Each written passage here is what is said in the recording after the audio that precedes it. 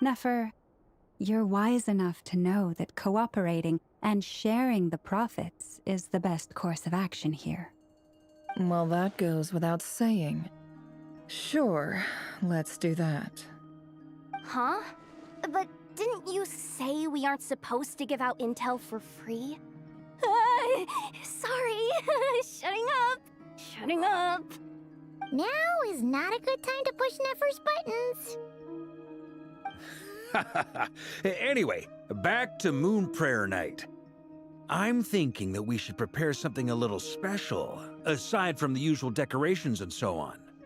You mean a parting gift? Can't go wrong with food.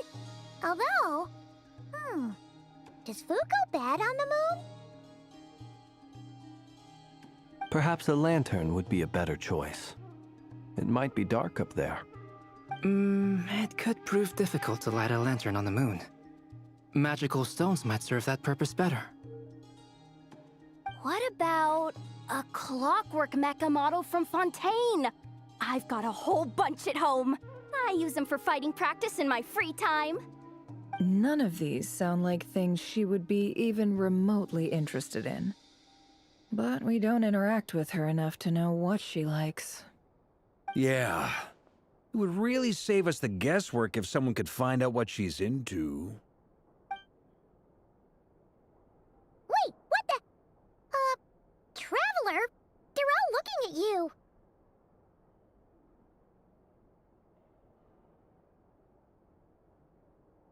Great! Haha, problem solved. Now, I need to stop by Dory's. Gonna need her help sourcing a bunch of stuff for the festival. Then let's leave it there for now. We all have our own business to attend to. Travel.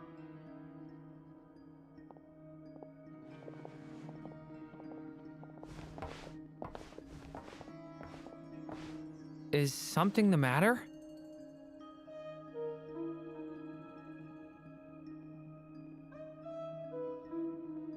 I'm fine. It's just... I'm still feeling a little rattled after witnessing the horrors of the Abyss. But it's okay. This is something I have to work through. I'll be all right. Thanks for your concern. Well, don't put too much pressure on yourself. If you ever feel like something's wrong, physically or mentally, we're here to talk. Come on. Stop treating me like a kid.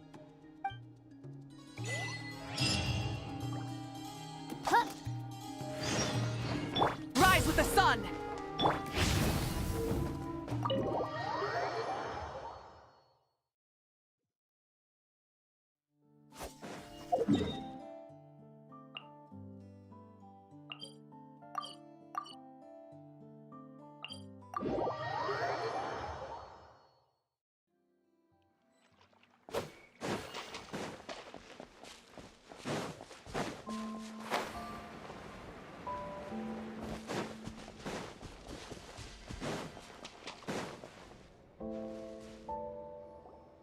Columbina, we're back!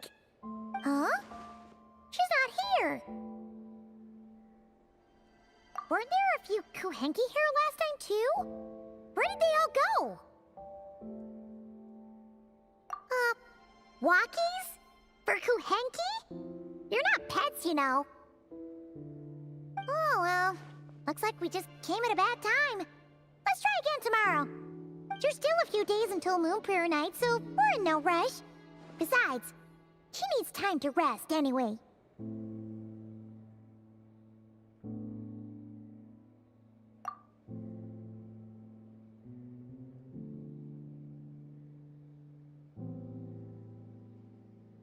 Columbina, are you back yet? Oh, how strange. Looks like she still isn't here. Right? It's not like her to spend so much time outside, especially since she's worried about attracting unwanted attention.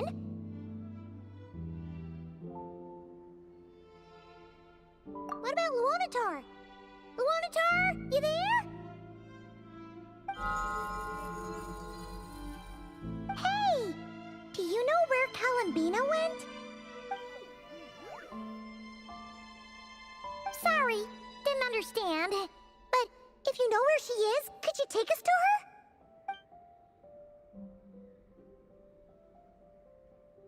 Yeah, that's even stranger. What about him? Oh, that's not good news. They change color when Columbina gets weaker, right? And they look super pale right now. Good idea. She might know what's happening.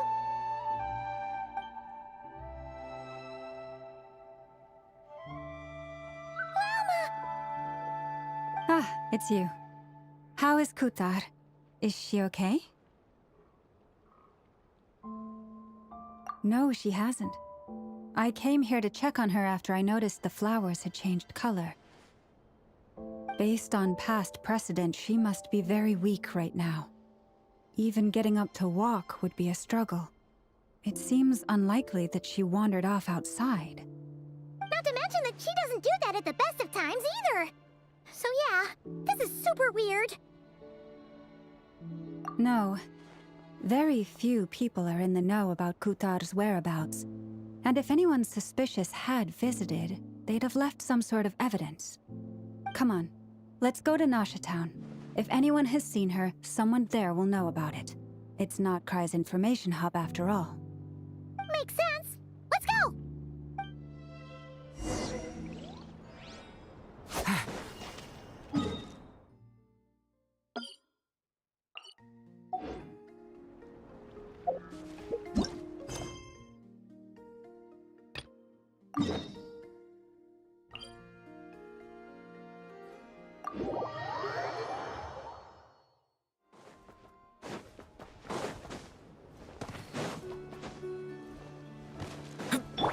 Full throttle!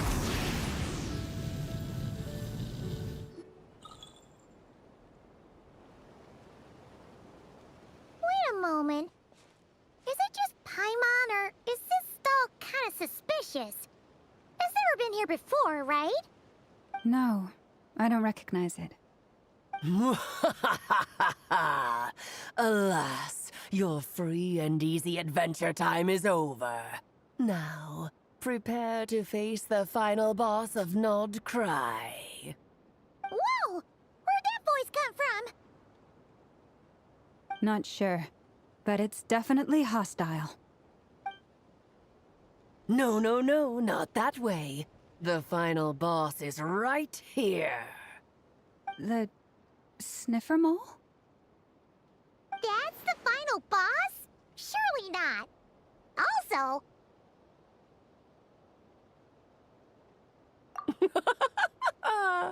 Okay, the jig is up.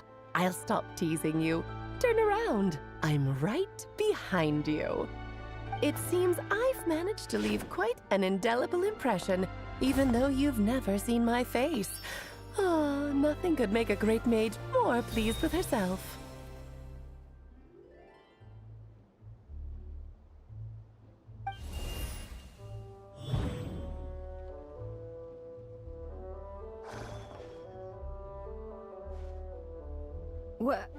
What is going on? I've heard that all the big shots in Teyvat have long, wordy titles that stun people speechless when they make their entrance.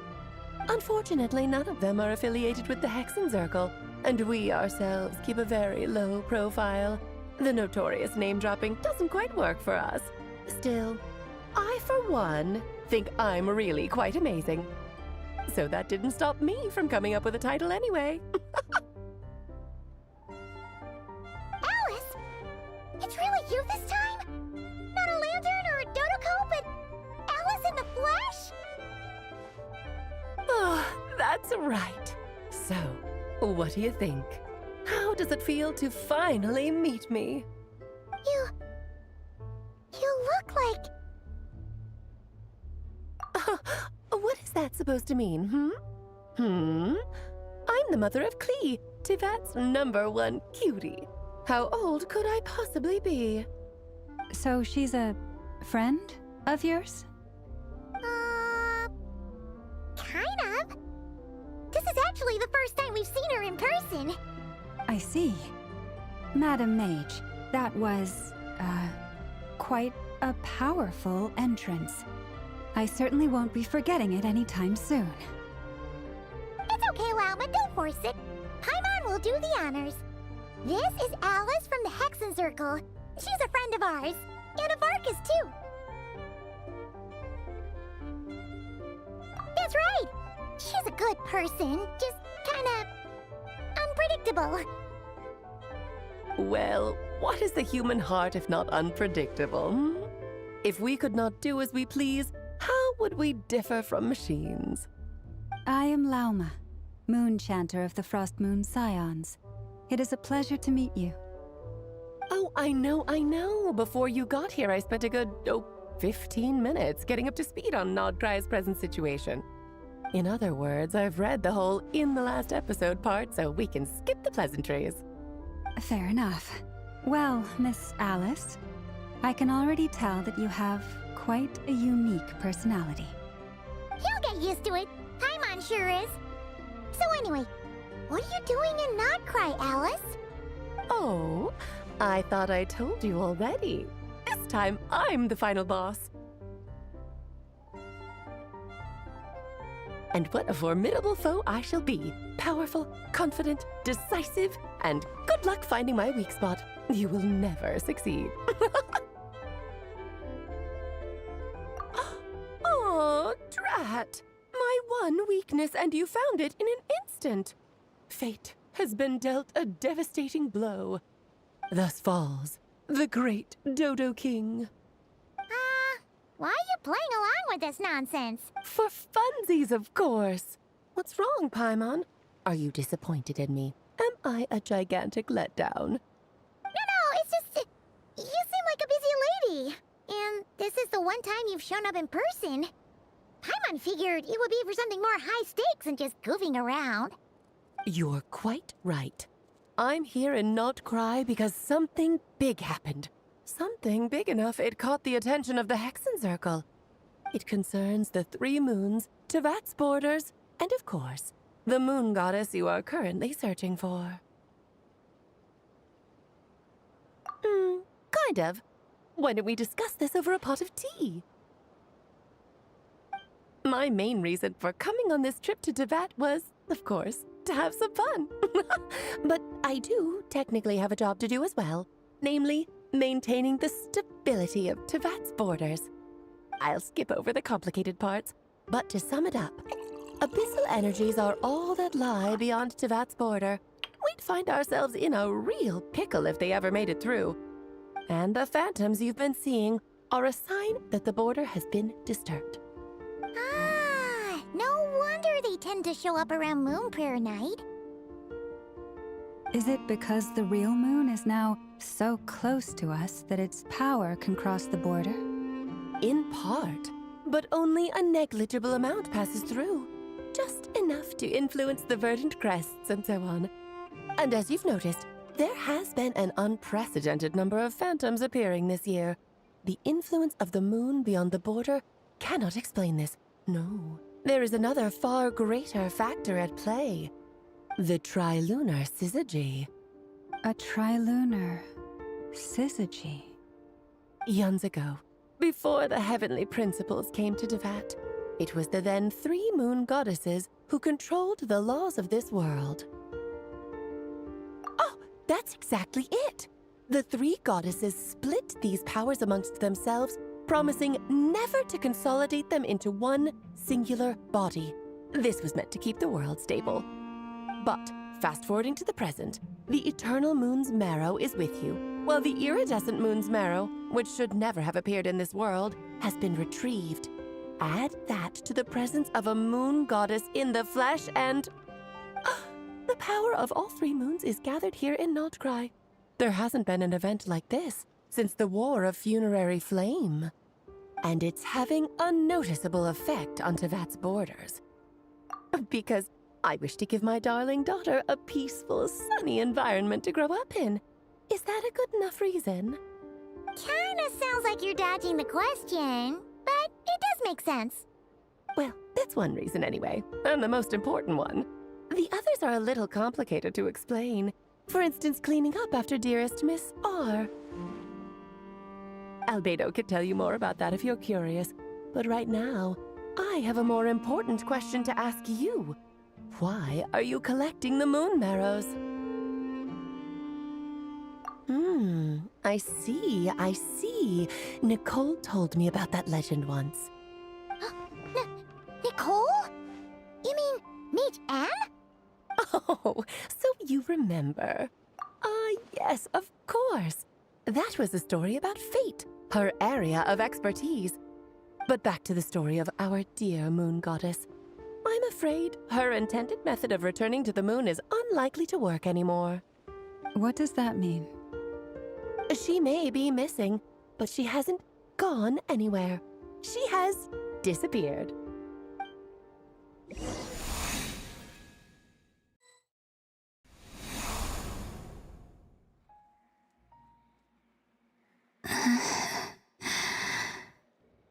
My body is so heavy. Wait, no. It's my mind that's heavy. My arms and legs are as light as a feather. What's happening to me? I feel drowsy, like I've been asleep for too long. Is it daytime or nighttime? Is the moon out? I think I'll go for a walk.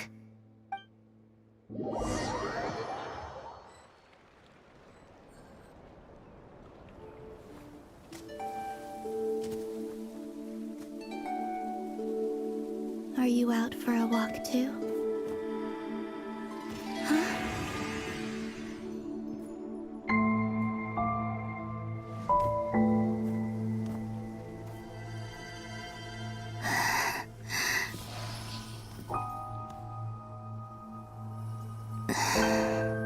The day has come at last.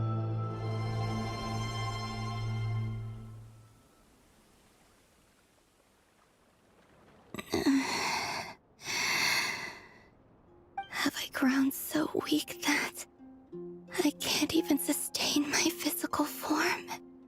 But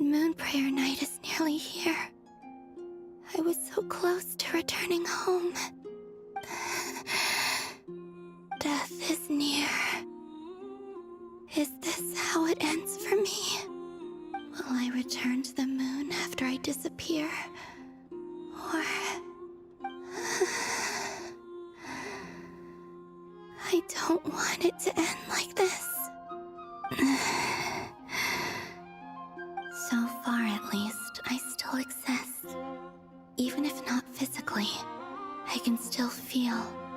But as my power wanes, I'm sure that too will fade. I suppose I might take one final look at this world. The world where I was born.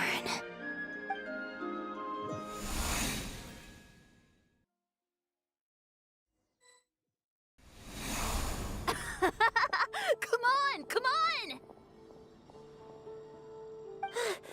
Wait for me! The Frost Moon Enclave. How much it has changed since I was born. These decorations, they're so heavy. It's times like this when you kind of wish men could be priestesses and acolytes. How fascinating. I've never had the chance to be privy to people's private lives in this way. In the past, people would get so solemn and serious the moment I showed my face. Like they were frozen stiff. Karina, Lametti, it's time to eat. Coming! I want to watch them a little longer.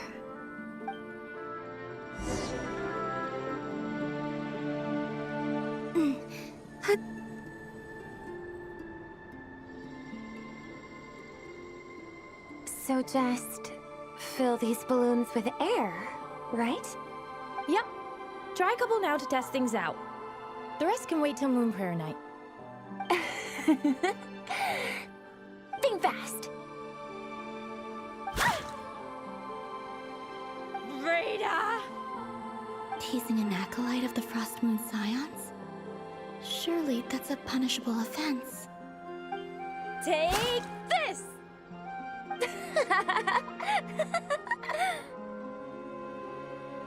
Huh? All right, enough horsing around. Lady Lauma gave us a task. We should get back to it. The task is just to check that the balloons don't leak, right? Doesn't matter if we fill them with air or water. Yeah. Okay, you got me there. And you got me there. But still, we can't use all the balloons before the festival even starts. We won't use all of them. And as long as Lady Lauma's trusted acolyte doesn't snitch, this can stay as a little secret between friends. A couple more can't do any harm, right? Oh, you menace. Then, think fast! Is pumping a balloon full of water really so much fun?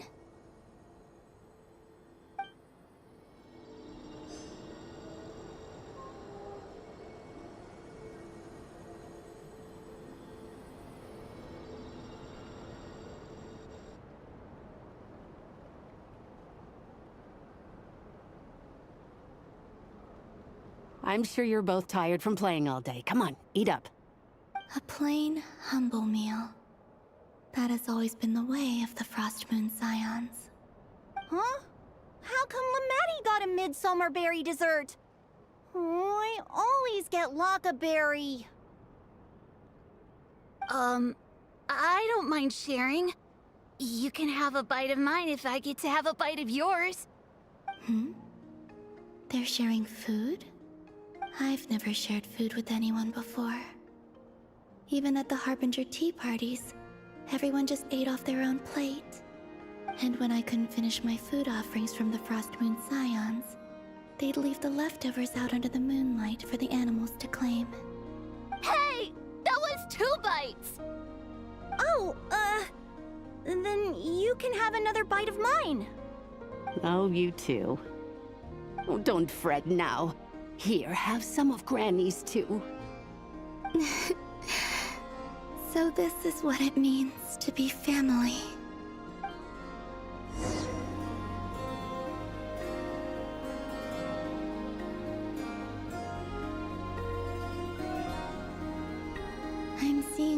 much that I'd never usually get to see. They'd never act like this when I was around. It's nice, being able to just watch people in peace in these final moments. What a rare opportunity. I think I'll go take a look around Nasha Town, too. Maybe the Traveler will be there.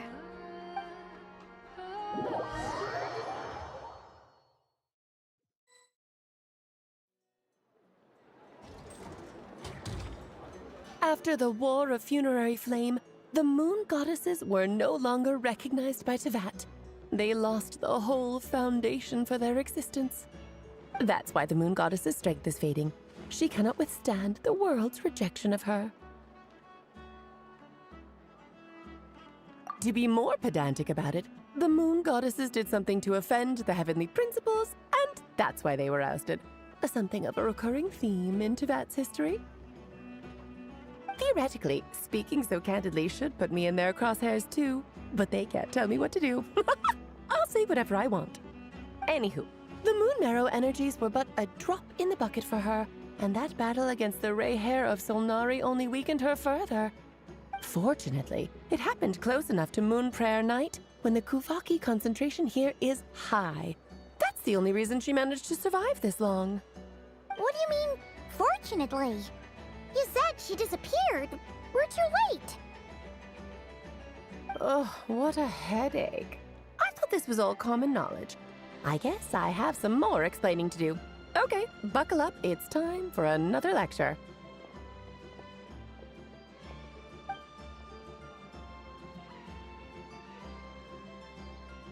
Now, I said earlier that the Moon Goddesses lost the foundation for their existence. The reason for that has to do with the natural order. Basically, the rationale for their existence in Tevat was lost. The same logic applies to the present Moon Goddess, too. Consider her existence so far. Her comrades in the Fatui called her Damselette. And she was worshipped as Kutar by the Frost Moon Scions. But these connections have now been severed, whether by her hand or yours. So, the rationale that once sustained her existence is now gone. Wait, we did that to her? Oh, well, strictly speaking, yes. But let's not start pointing fingers, shall we? I'll only end up as the big bad villain, and that's not the kind of final boss I want to be.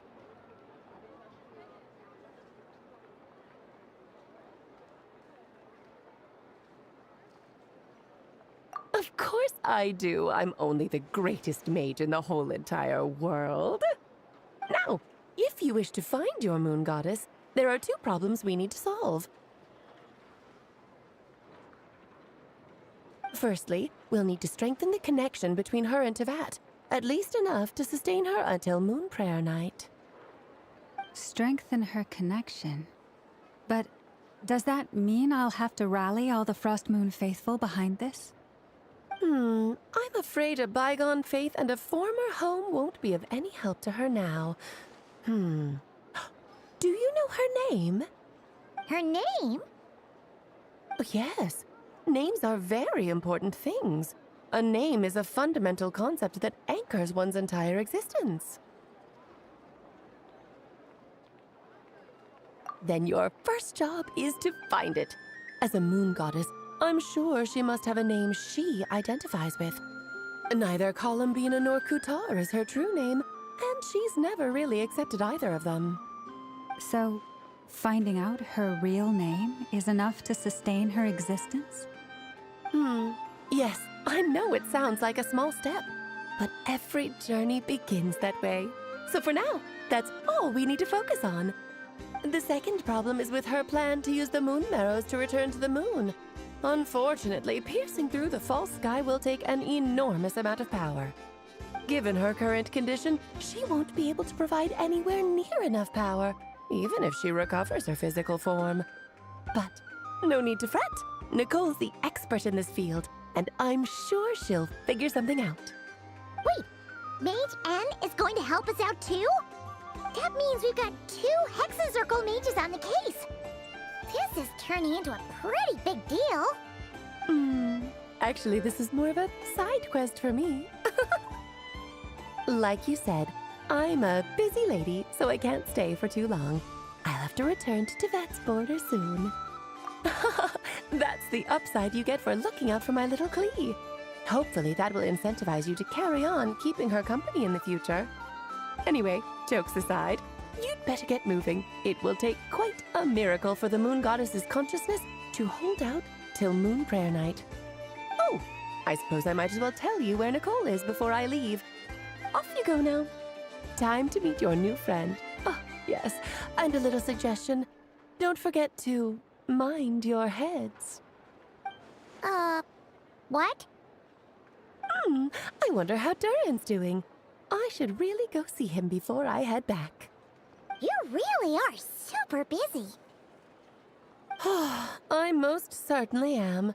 There's so many children I have to keep tabs on just in Mondstadt. Durin, Albedo, Venti, Varka. Klee didn't make the list, huh? Of course not. Klee is my pride and joy. I have no qualms about her, because she's the best child in the whole wide world. Yeah. Klee's a little angel. I'm glad you agree. Well, all the best. See you when I see you.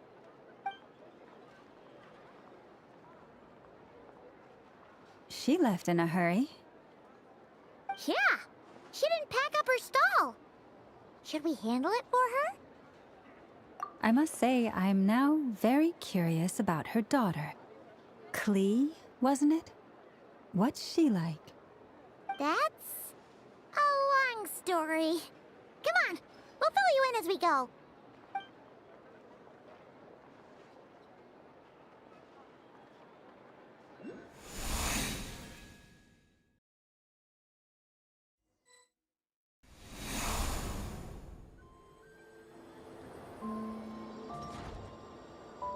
What a lively place. I've never experienced Nasha Town like this before. Hey, you old geezer! Your hammer's rusted through! Who are you calling old geezer? Are they quarreling? I'm looking right at him! You've really gone downhill since giving your daughter free rein in the workshop. Can you even swing a hammer anymore? It shouldn't take you days just to fix a single chair! You might as well use that hammer to massage my back for all the good it's doing. Don't run your mouth, or you'll get a back massage that'll put you in bed for the rest of your life. Look, the materials haven't arrived yet, all right? You know how busy it gets in the days before moon prayer night. I'll bet you send all the materials to your little princess. Blood's always thicker than water, huh? All right, you've made your point, Uncle Kusky. As soon as the materials arrive, fixing your chair will be the #1 priority. And Dad, if you've got time to chat, why don't you lend me a hand, See? Lolka knows what the score is. I guess they're friends. But the way they spoke to each other was so ugly. Then again, it wouldn't be the first time I've seen something like this. Columbina! Sing outside my door in the middle of the night one more time, and I'll unscrew your vocal cords. You hear me? Oh, Zandrone. So that was her way of trying to be friends with me. What a pity. I won't get the chance to say any ugly things in reply.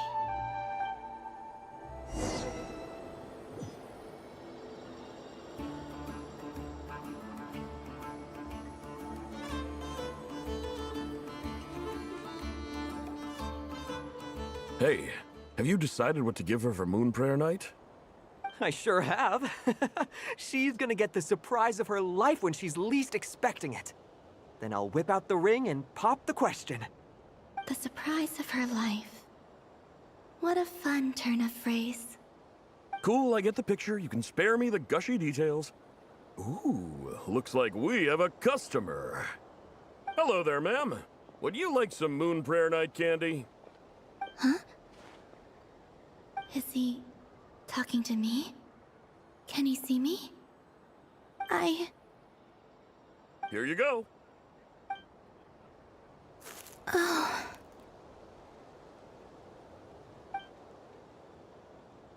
Come back anytime! Right. Now, where were we? I don't know why, but I still held out hope.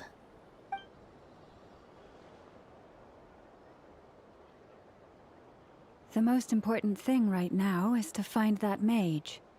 This name thing seems super important too, but where do we even start looking? I'd better go pay the Fatui a visit.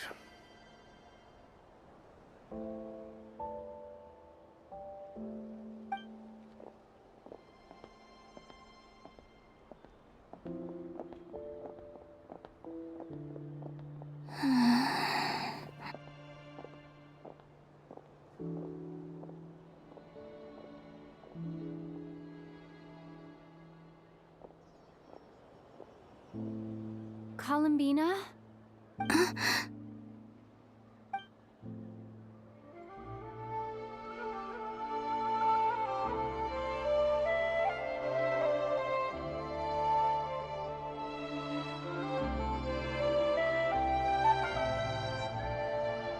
Traveler? Let's go! This is no time to be spacing out!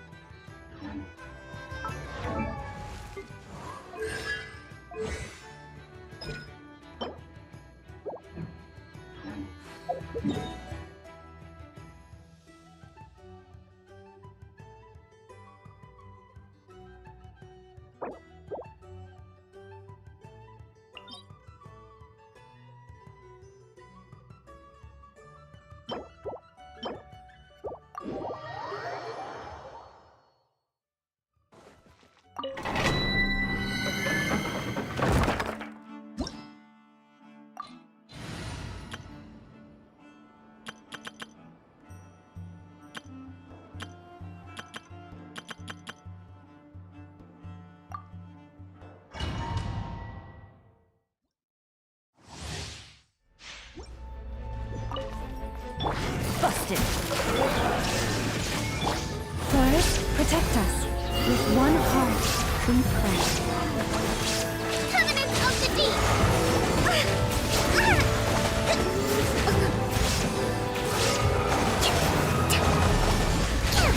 Here comes the catch. Quietly now. Illusion shattered. Branch into sorrow. For the everlasting forest. Hold the line! Torrent, bring refuge! Now you shall perish. Things are about to get dicey. Gotcha.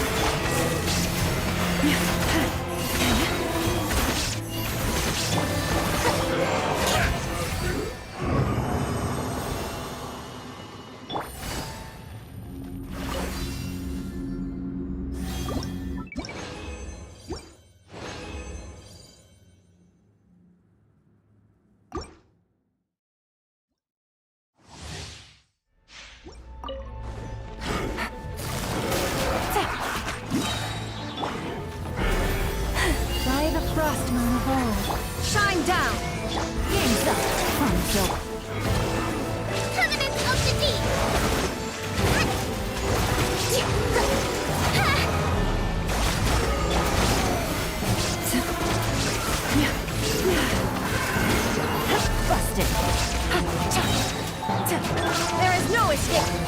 everlasting forest. Lush as the moon. Things are about to get dicey. Quietly now. Trust and breathe it. Inazuma shines eternal!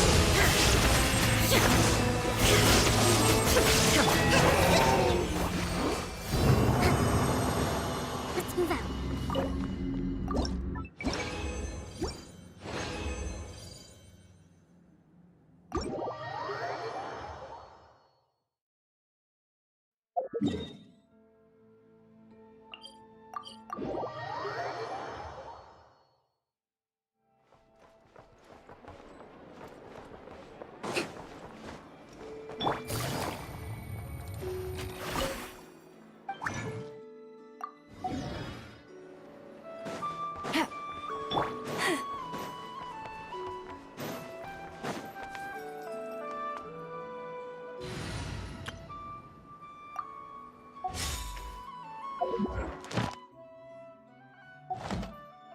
Ad Astra.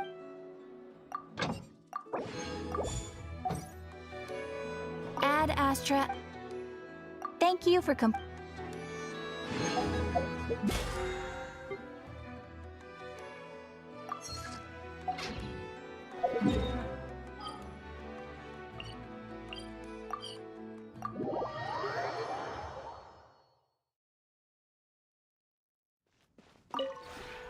This realm.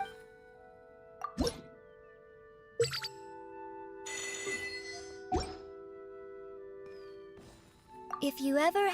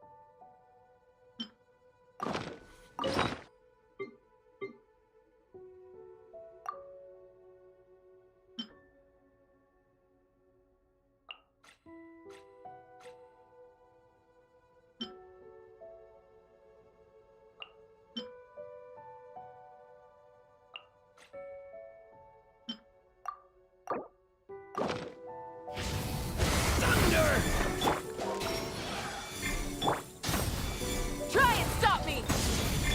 Oz, reveal thyself! Yahoo!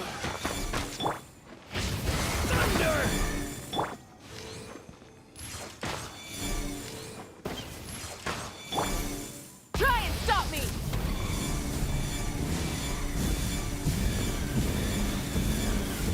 Incinerate!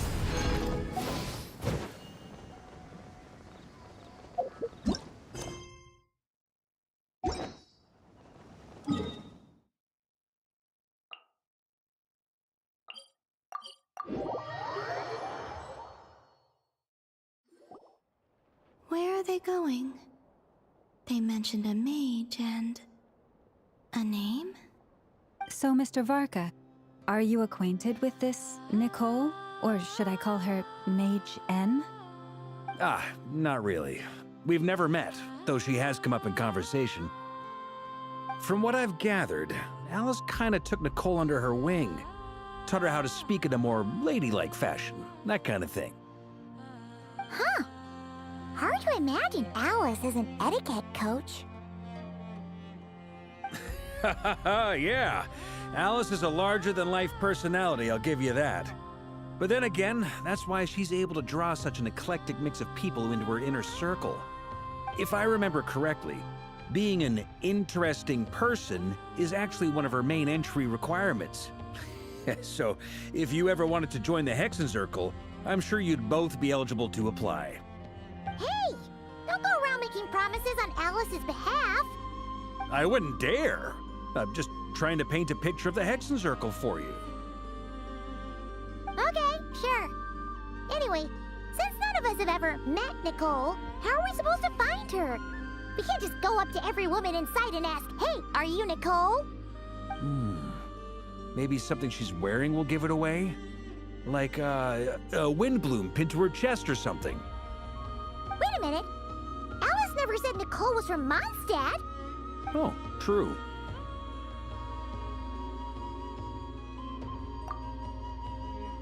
That would be this young lady, then?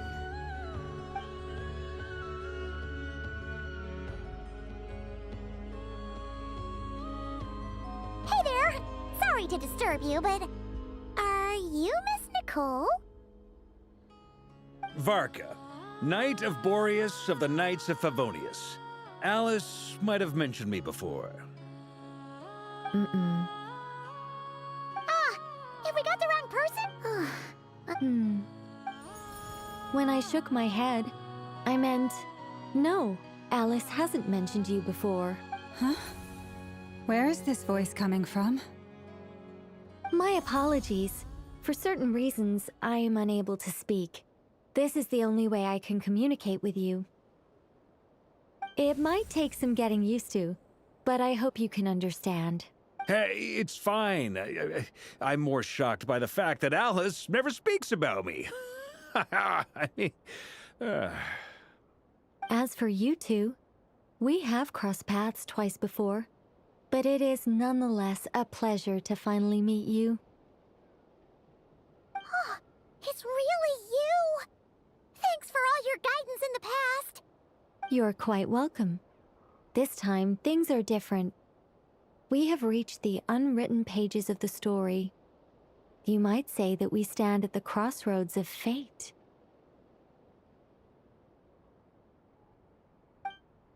Now then, allow me to formally introduce myself. My name is... No, stop! Alice! I can't believe it! I had a whole speech prepared. I'd agonized over every single word. She always picks the worst moments to ruin other people's plans. I'm so sorry about that. Alice took the liberty of devising some bespoke self-introduction magic for each member of the Hexen Circle. But I could have sworn I deleted all of the triggering conditions for it. How did it bypass everything? Oh gosh, this is so embarrassing. This is a very different side of Nicole than what we're used to. Is she not used to face-to-face interactions? Don't worry about it. We've seen that introduction magic once already, so it wasn't too much of a shock. Please go on, Miss Nicole. We'd love to hear what you have to say, or, well, communicate. Huh? Are they talking to this lady? But... Will you all promise to forget that horrendously embarrassing introduction? sorry, embarrassing. When?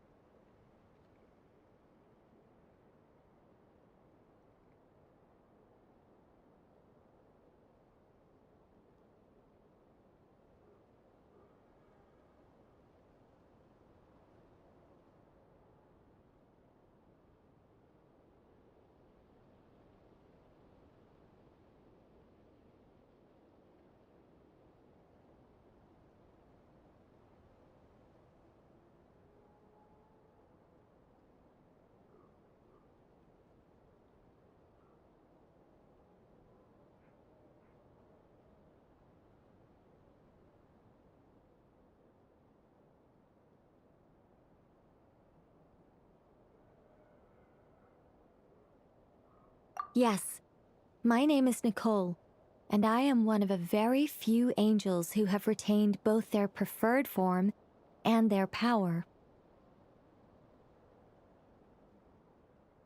The Traveler and Paimon should be no strangers to this concept. There is another of our kind in Natlan. They call her the Lord of the Night. All right! Paimon remembers her! Yes. Well, I have retained more of my power than she. It's because I don't have a long-term duty to fulfill. To be more specific, no. We'll be here all day if I get into the specifics. Moving on. If I'm not mistaken, you are here because you wish to learn how one might reach the moon beyond the sky. That's right. Is that something you can give us any guidance on? Yes, I do know a way. It began with the Hyperboreans, who lived after the War of Funerary Flame. Blank looks. Maybe I should start with the background of the war. Or maybe not. It shouldn't be an issue. I'll fill in the gaps for you when we have more time. Anyway, after that war ended, the three moons retreated to beyond the false sky. The Hyperboreans were humans I once aided. They accepted the civilization and creations bestowed upon them by the angels. But despite accepting many blessings of the angels, many among them still held on to their faith in the moons. They were reluctant to accept the new order. Even after the War of Funerary Flame, they sought to contact the moon goddesses beyond the sky and receive their guidance. But all three had passed away by that point. This mage has a unique method of communicating. Is she talking about the moons? Yes, but they did not know. And so, still they prayed for the moon goddess's mercy. After building titanic structures that consumed vast amounts of Kuvaki, at last they glimpsed the moons and heard their voices. But of course, they were gravely disappointed. For it was then that they realized the three moon goddesses were dead. Oh, that's such a sad story. It is. Humanity was in a very sorry state at that time. The angels who had once aided them were gone, and the War of Funerary Flames had left them homeless and destitute. Just a second, I gotta ask. How relevant is all this history to the task at hand? Well, I mean, it's... Okay, it seems we've drifted into irrelevant narrative waters. It's been a while since I've had the chance to speak inside someone's head. As soon as I got started, I lost control, and the words just flowed out like a waterfall. What I'm trying to say is... Right, yes, that's it. The relevant part is the ritual created by the Hyperboreans. The fact that they bypassed the false sky and saw the true moons implies that they successfully built a connection between Teyvat and the outside world. Which means, with enough Kuvaki and a sufficiently stable connection, it should be feasible to send one person over the border. Okay, so they built some kind of portal? Oh, yes. A portal. Yes. Is something wrong? You sound disappointed. I just didn't expect you to summarize it so well. It turns out I could have said all that in one word, if only I'd managed to think of it. No, please, it's fine. This is invaluable knowledge. I'll be sure to record and preserve everything in writing. Oh, really? Well, in that case, I suppose I could backtrack and add some more detail. I did gloss over a few things so far. Whoa, whoa, whoa, time out. Let's summarize what we've got first. The Hyperboreans were the last ones to use this method, right? So we somehow need to find whatever structure they built and make sure there's enough Kuvaki to power it up. Luckily, we have the moon marrow of both the eternal and iridescent moons, so we're all good for Kuvaki. Which means the key issue we need to focus on is finding the place. Am I right so far? Yes. Although I expect the structure is long gone by now. That said, what if we could take advantage of the phantoms to travel back to a time when it still existed? Well, travel back isn't quite accurate. It's more like we'd be creating a handshake between 2 points in space-time. We wouldn't even have to pick a time when it still existed.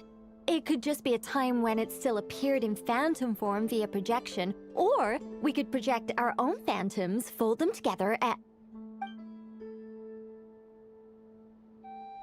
You look lost. Was that too hard to follow? Yeah, things got a little, technical there. Paimon's brain is reaching capacity. All right. Let me think about how to put this more simply. Okay, got it. Over the next few days, I'll search for phantoms that we can use. Once I find one that meets the criteria, I'll let you know and we'll regroup. By completing certain rituals, specific individuals will be able to enter the phantom and make it to the Hyperborean structure.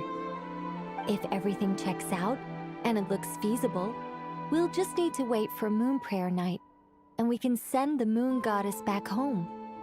I'm really skimping on the detail here. Is this making any sense at all? I think so. For now, we'll just wait to hear from you. Yes. Basically, yes. Great. Counting on you. In the meantime, we'll focus on finding the Moon Goddess's name. My name? Are they looking for a way to stop me from disappearing? Excuse me, Miss... Go on, Miss Nicole. This conversation was a little all over the place. I didn't catch your name. I am Lauma, of the Frost Moon Scions. Ah, I did wonder. I noticed that you listened very intently when I spoke about Hyperborea and the moon's history. If you'd be interested, I'd love to visit you this evening and go through it again in greater detail. Also, if you were serious about making a record, it would be too risky to simply write down the raw details as is. I would suggest some tweaks. Maybe rewrite the stories as fairy tales or fables, perhaps even prayers. Anyway, we can cross that bridge when we come to it. So, see you later then? Oh, and no need to prepare anything. Just a cup of tea will do. See ya! She seems friendly. It's just... It's so nice to find someone who's actually willing to listen. I've been dying for a chance to finally go through all this systematically from start to finish. Any longer and I'd probably start forgetting it.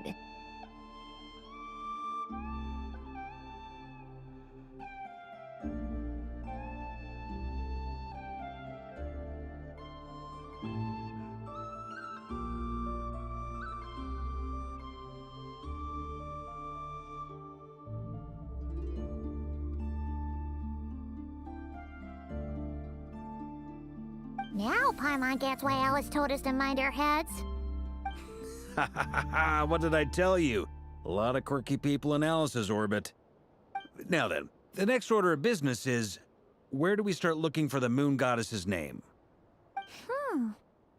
Maybe the rest of what Nicole has to say might give us some clues. Once I've heard her out, I'll summarize the salient points and share them with you all. I'm also inclined to review our other documents. Yes, our faith was first established by our Hyperborean ancestors, but many of the more factually accurate records are from... Sounds like we're gonna follow Columbina's journey through Devat, huh? In that case, we'll start by heading to the Frost Moon Enclave. Sounds like a plan. Take this with you. I'll see about getting in touch with the Fatui. It'll probably just be Arlecchino and Sandroni again. They're the only ones who would want to help. Thank you, Mr. Varka. Ha ha ha ha ha! Don't mention it. Honestly, I'm more comfortable dealing with the Fatui than prying into the details of a young lady's childhood. Catch you later. I should follow them, just in case there's some way that I can help.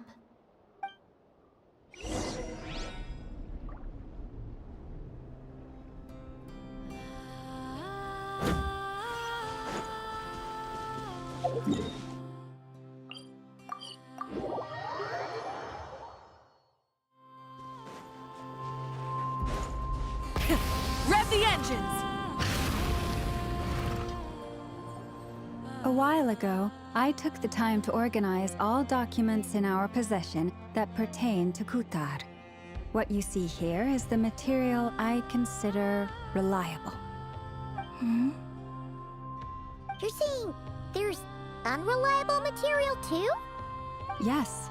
Most of the information we have was transmitted through an oral tradition. Inevitably, some of her stories were mythologized and deified over the years through countless retellings. That's why I organized them into reliable and unreliable. There's no sense seeking answers in history unless we can ensure the veracity of the historical record. Makes sense. All right, let's take a look through.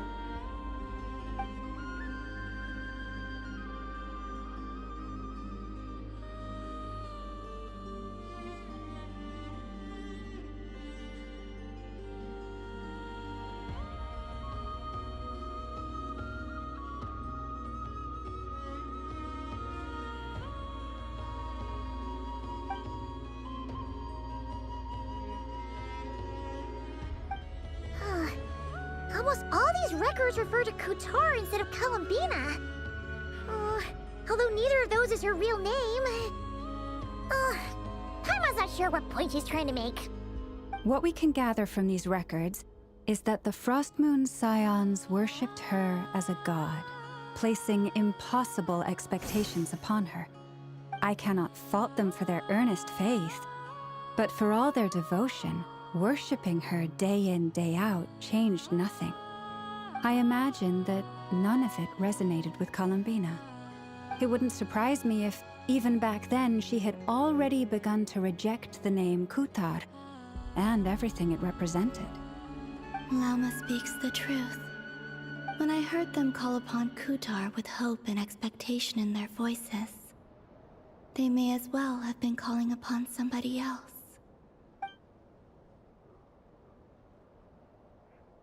Well, that's a bit complicated. I looked at the level of detail, perceived authenticity, prose style, and how realistic their portrayal of Kutar seemed to be.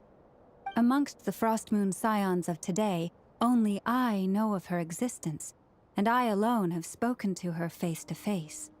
As such, I know that there are certain things she simply would never do. That being said, I have sensed some changes in her lately. Changes? Me? Seems like this is getting us nowhere. For what it's worth, why don't we check the unreliable sources too? Sure. Give me a moment.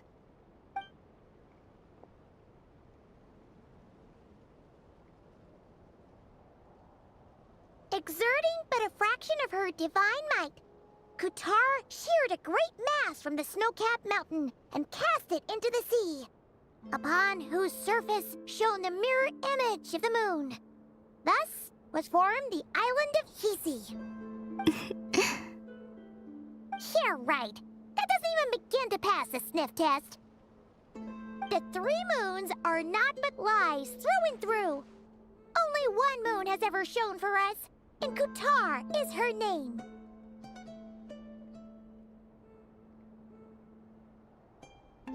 The vast majority of ancient texts are filled with fanciful tales like these. I trust you understand my criteria a little better now. Kutar did not speak, merely gazing into the distance in silence. And where her gaze landed, this was her prophecy. Clearly, whoever wrote this text never even met Kutar. Otherwise, they'd know that her eyes are always closed. What about you, Traveler? What are you reading? Come on, let Paimon see. The child wished to build a wooden nest with which to shield the fledgling bird from the cold. But being so young and lacking in strength, the child could not snap the branches from the trees. Kutar was passing by. Upon seeing the child, she summoned forth the Kuhenki, who built a beautiful nest for the child. I remember that. Not knowing the meaning of Kutar's divine intervention, the child dared not to respond, and thus ran home to call their parents. But Kutar was gone. The Moon Chanter declared the event a miracle and took the nest as a relic, placing it on high for all to see. The child was named as one favored by the goddess, and was greatly respected amongst the people. Yet, no further miracles were bestowed, and this matter was forgotten in but a few years. Huh. Any thoughts after reading that?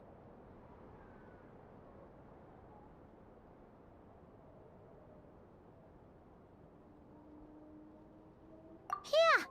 Columbina probably just wanted to join the kid in making nests. Ah. I'd originally considered this a fabrication, because Kutar did not perform any similar actions in subsequent records. But now that I think about it, it does seem like something Columbina would do. It's just that... She didn't know how other people would interpret her actions. She was probably worried about making things difficult for people. And so, she gradually stopped joining in. Yes. Oh, that's so sad.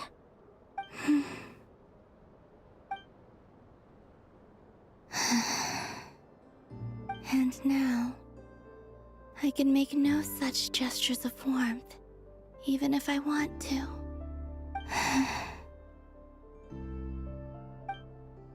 Still no name. That's a bit of a shame. But we did learn some interesting stories. That's gotta count for something. Varka said he was gonna set up a meeting with Arlecchino and Centrone, right? Let's go back to Nasha Town and see how he's doing.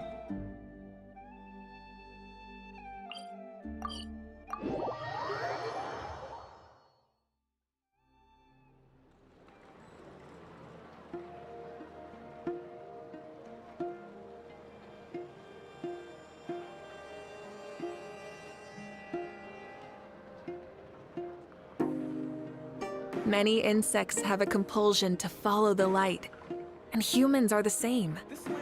Except we call that light hope.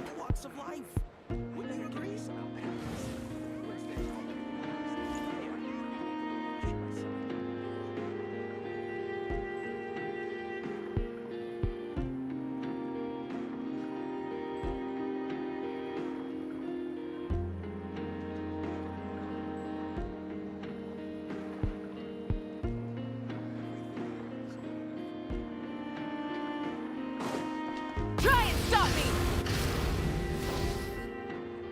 Let's see. There's Varka. Oh, and it's Durin and Albedo too.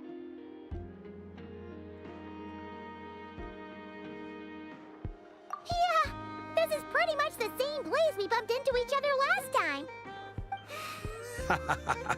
I convinced them to stick around a little longer. We were all waiting on people, so I figured having a little company would help pass the time. Ah, so you've been waiting for us? Does this mean that you've already arranged things with the Fatui? Sure does. Now you're back, we can go meet up with them together. How'd your investigation at the Frost Moon Enclave go?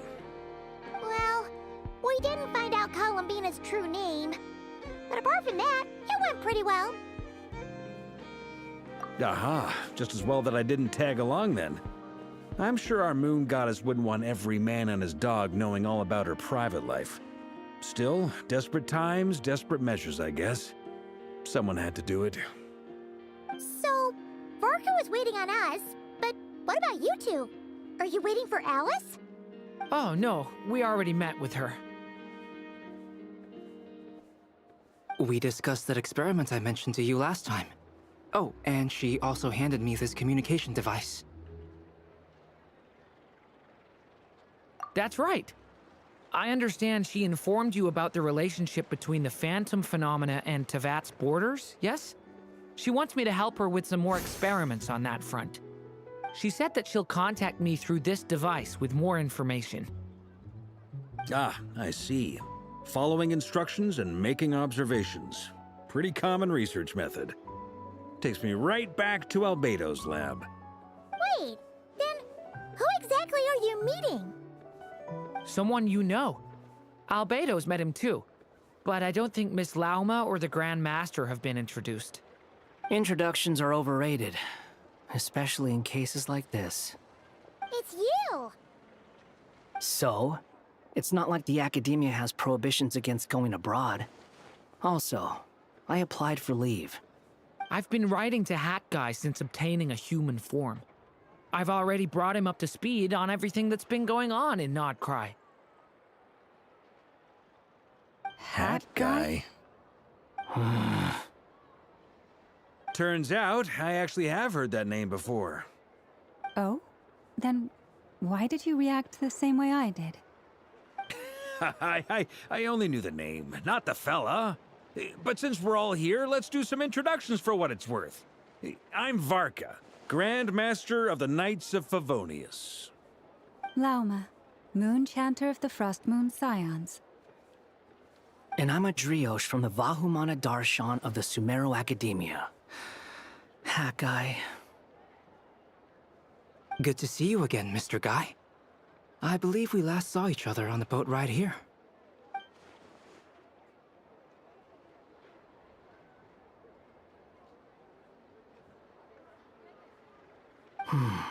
Mind you, the only reason I came here is because there's someone I want to look into. Who's that? The Doctor, also known as Dottore, second of the Fatui Harbingers.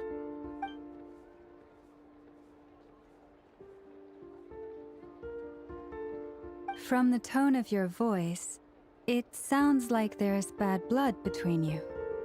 I was reviewing our archives and noticed that a lot of information about him was missing. Left a bad taste in my mouth. That's all there is to it. Dottore, or Zondik, as he was then known, once studied at the Academia, but he got kicked out before he could graduate.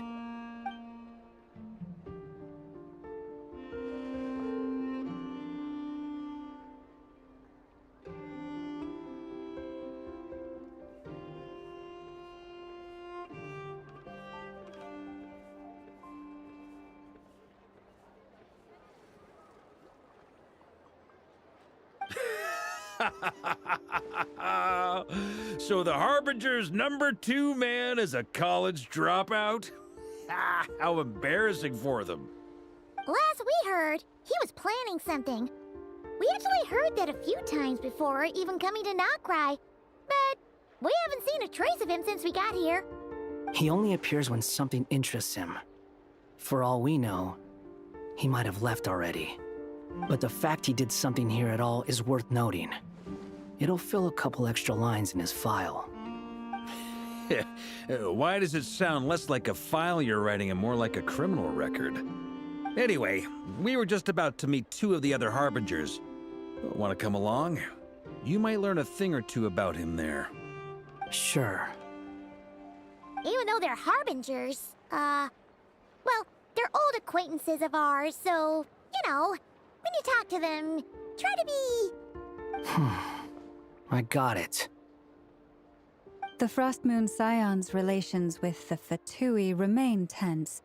Forgive me if I do not attend. In that case, we'll continue assisting Miss Alice with her experiments. Good stuff. Everyone's having a fruitful time. All right, we better get going. I'll lead the way.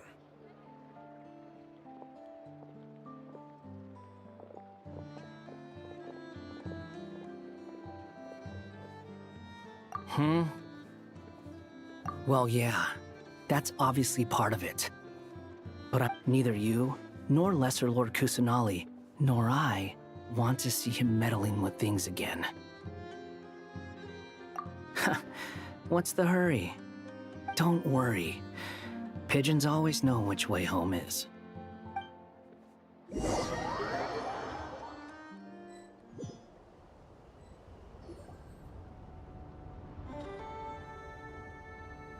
You made it. Who is this? A scholar from Sumeru. They call him Hat Guy. He's an old friend of the Travelers. Wait, this is the Academia representative you wrote about? He doesn't exactly look the part. I believe this will prove my identity. You'll notice it bears the seal of the Sanctuary of Surasthana. Well, what do you know? So it does. All right then. My mistake. It's fine. I expected as much.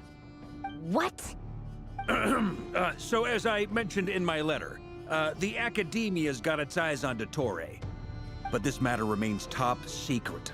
Apart from those assisting in the investigation, the fewer people who know, the better. If anyone asks, I'm here in Notcry to pursue my personal academic interests. Gotta say, Barca, you did pretty well to keep all this under wraps for so long. Sounds like you got in touch with the Academia about this way back. Haha, you flatter me. Where do I even start? Remember that time we fought Rerir at Star Sand Shoal? He sure let me have it then, didn't he? I'll bet Dottore had that all sketched out, with me as his convenient little pawn. He could not care less about us if he tried, but hey! The feeling's mutual. Does Dottore really strike you as the sort who values his relationships with his colleagues? Fair point. Definitely not. Which is why I always keep my guard up whenever he starts making suspicious moves. To that extent, our motivations align. On top of which, I consider you trustworthy people. Now, back on topic. In the wake of the Reikir of Solnari episode, Sandrone and I grew suspicious about Dottore's complete inaction during the entire affair. So we tried to find out what he'd been up to, but unfortunately to no avail. He never lets anyone in on his plans. The more he cares about something, the more secretive he gets. Indeed. Perhaps he believes that by keeping a low profile, he can avoid trouble. But that trick isn't going to work on his colleagues. Yeah, I mean, he's been researching the ancient moon's remnants. And he's been trying to get his paws on the moon marrows. Only an idiot would believe he doesn't have something more planned. With this in mind, I returned to Snezhnaya and relayed my thoughts to Her Majesty the Tsaritsa, entreating her to have him recalled. That's pretty direct. Did the Tsaritsa agree? Yes. I made it abundantly clear that the Fatui's business in Notcry is almost concluded, and we do not need 3 harbingers in this territory. Her Majesty concurred. Accordingly, Dottore has returned at her orders. I imagine he is continuing with experiments, which no one besides he would ever have any interest in. Common sense might mean nothing to him, but he's not stupid. He knows that no good can come from opposing the Tsaritsa. Smarts alone won't get him all the way. He needs the Rooster's resources and Regrator's Mora, both of which the Tsaritsa can strip from him by waggling a finger. But doesn't he have a track record of publicly following orders while going against them in private? He probably has it down to a fine art by now. Wouldn't put it past him. We worked together on a research project once. Only briefly, but it was enough to show me that we're fundamentally different people. He has no interest in doing stage by stage. His thoughts jump all over the place, and the moment his curiosity is satisfied, or he gets the results he wants, he disappears. The only similarity we share is that, once we set our minds on doing something, we will see it done, whatever it takes. Well, we definitely saw some of that in your battle with Rerir. You got so competitive. Ugh, do not remind me. Then I believe we all concur. Dottore will not simply give up. Fantastic. Now this is turning into a whole day of unpleasant memories. Ugh. Are you talking about the moon marrow stuff? He also strikes me as the kind of person to disregard experimental regulations, ruin all the equipment, and go way over budget. Then leave the first person he can find to deal with the fallout. Exactly. This one time, he was running some high-temperature experiment and the substance exploded. But does he care? No. He orders his subordinates to open the device so he can observe the results, which causes the gas inside to leak out. That gas was poisonous! If I hadn't been there, who knows how many people might have died? And after all that, He left while I was still cleaning up after his mess. What a waste of time, he said. Waste of time? The nerve! He wasted my time! You've been bottling that up for a while, huh? Hat guy, I must say, you seem awfully familiar with internal Fatui affairs. Especially when it comes to Dottore. Thank you, Lady Harbingers, for providing such valuable information. I have no other questions for now, so I'll be on my way. Wait, what? You're just gonna leave? You're welcome to join if you want. Ugh. Just when Paimon thought he'd finally mellowed out. He makes quite the impression. I'll say.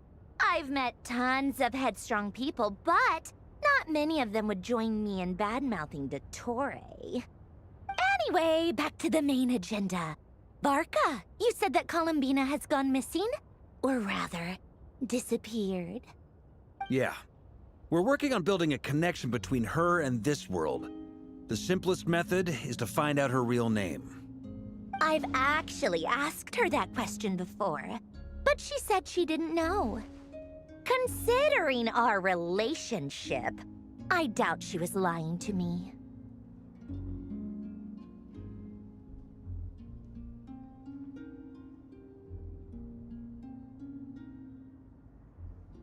As far as I recall, she was never dispatched by Her Majesty to claim a gnosis or anything like that. That Tsaritsa's plans had long contained a place specifically for her. I always thought that was weird. What could she do that the rest of us couldn't? Knowing what we do now, it's probably something related to Kavaki, right? More than likely.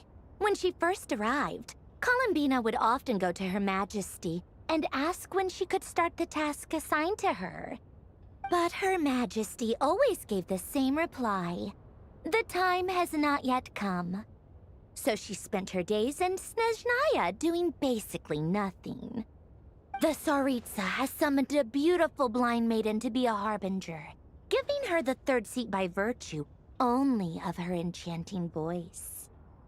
It was a dumb and stupid rumor, but the reality of the situation made it hard to refute. And what happened after that? I imagine she stopped caring. She no longer seemed to care why she had been recruited, and Her Majesty never gave her any missions, so she just continued to sing in the flower garden. For my part, I was busy. So busy, in fact, that watching someone be that idol had me fuming. But still, I got the sense that she had long been used to a life of other people claiming she was needed when she wasn't. I just felt that having a place to stay would cost me something eventually. And so I waited quietly for the day that I would have to pay the price. And on the other end of that spectrum, you had me. Someone once told me that I had the lousiest work and the toughest luck. That's a good way of putting it. I forget who said it, but those words have always stuck with me.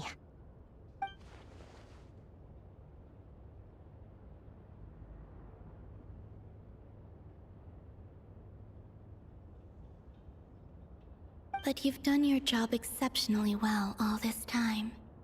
Because at heart, you are a conscientious person.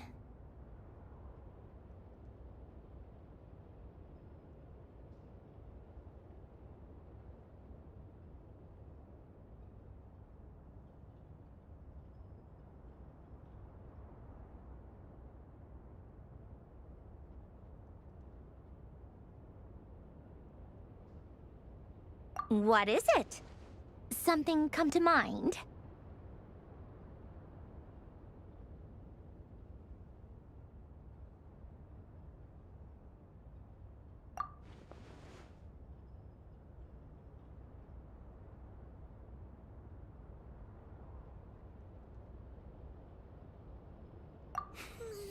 That makes sense. Nothing screams you are needed like your name shouted from across the town. Well, good luck with it. But if you ask me, Colambina is still the most shoutable name. I'm just so used to it now, after all the arguments we've had. I can't be bothered trying to remember another name for her. Nor I. Sandrone. Harlequino.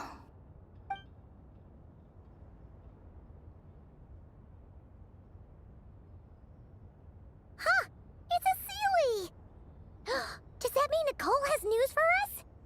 Ladies, I thank you for your hospitality. If the chance ever comes up, I definitely owe you both a drink sometime. I'm sure it will. You can make your own way out. Heck, you've been here enough times, you probably know your way around better than I do.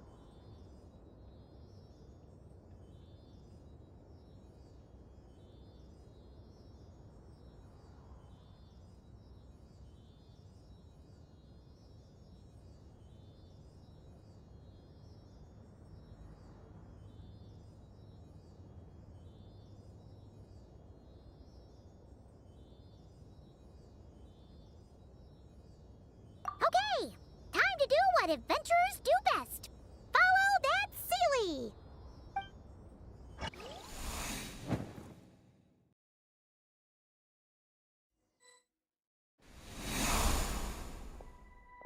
Here you are.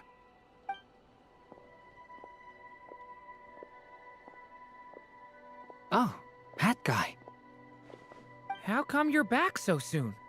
Did things go all right with the Fatui? Fine. Dotori's been summoned home by the Tsaritsa. Couldn't get much more than that. How about you? Any progress with the investigation? Unfortunately not. We've tried everything. Different phantoms, different locations, different points in history. But the results were the same each time. Abyssal monsters roaming the land. People crying out in despair, with no hope of being rescued. Every time I see it, I can't help but think, is this what it was like in Mondstadt when Dragonspine Durin attacked? And if I fail in the task I've been given, will I create yet another tragedy? That's just meaningless speculation. When we encountered similar phenomena previously, I tried to interfere with those illusions, using sounds and lights to guide them. However, we could not change their fates. At most, we were able to extend their existences. The events of the past are like fate that has been written into Irminsul. There isn't a living thing in Teyvat that can escape its past. But Miss Alice instructed us to try to find ways to change the outcome that these phantoms face. It's an impossible task. Can't you just refuse? Since she asked us to do this, I feel like it can't truly be impossible. Or if it is, well, mages can make the impossible possible. I could not have been born as Durin otherwise. But you also said that your past 39 attempts were fruitless. That's true. But you're still going. Yes. After this many futile attempts, surely you realize that you're not doing this because you still believe what some mage told you. It's because you want her hypothesis to come true. It's something you wish for deep inside. So, think for yourself about what you want to do. As long as you don't believe it's futile, it isn't. Yeah. Previous experience indicates that we cannot touch the phantoms, which limits the effectiveness of our interventions.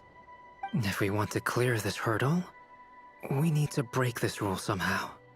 Same thought here. Following the same rules means repeating the same failures. Reducing ourselves to mere playthings of fate. So you mean we need to figure out a way to make contact with them despite knowing that we can't?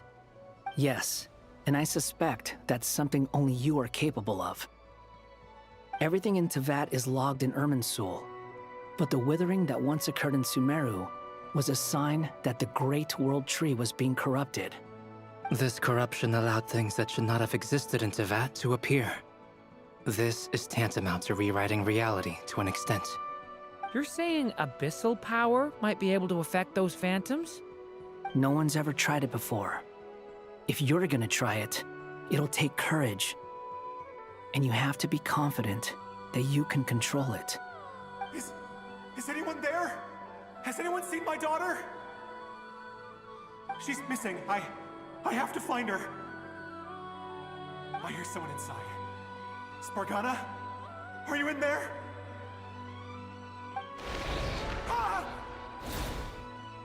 If I can use my abyssal powers to warn him that there is danger here, maybe it'll change his decision. Maybe he'll stay away. Yes. The important thing is not the nature of the power, but rather how you use it. To intimidate and obstruct. Sounds about right for the Abyss. Well, let me try. I should be able to influence that thing. Have you seen the little girl? What? This isn't the time for that! Just run!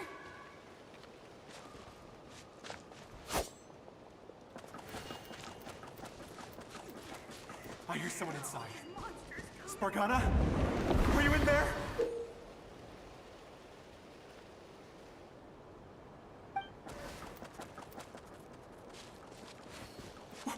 What is this? Looks dangerous. I should get out of here.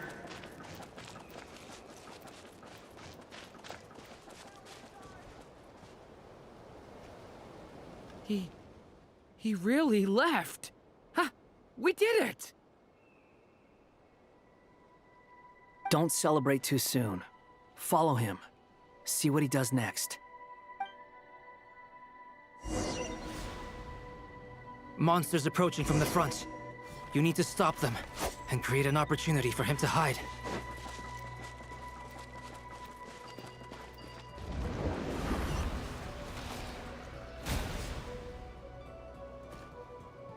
Help me!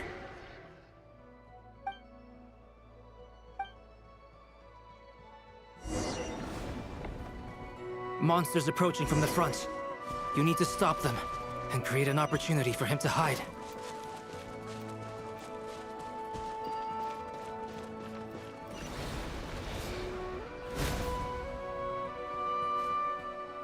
Help me!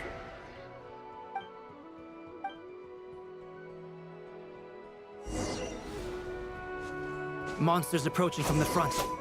You need to stop them and create an opportunity for him to hide.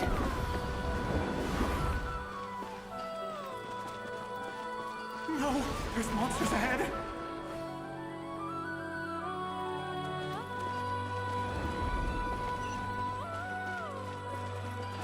Wait, is that the barrier I saw earlier? Why is it appearing now? It's as if someone's controlling it.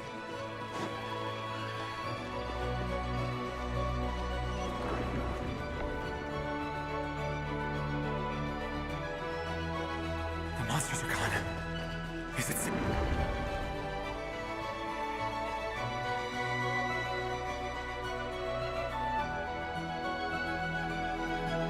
The barrier's gone too. How odd. Anyway, I guess I'll keep going. Quickly, let's keep up.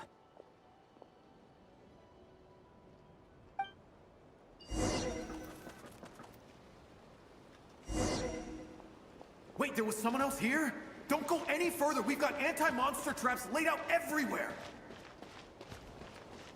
But my daughter must just be up ahead. I have to go. This way's blocked.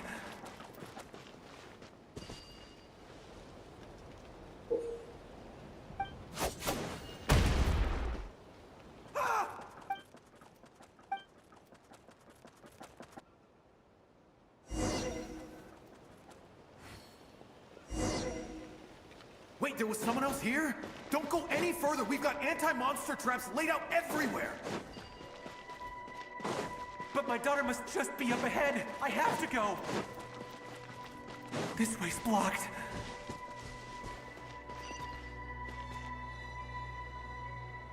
We might be able to use the explosives over there, but we need to take care not to hurt him. I'll use the barrier to keep him at a safe distance. This barrier seems to be helping me somehow.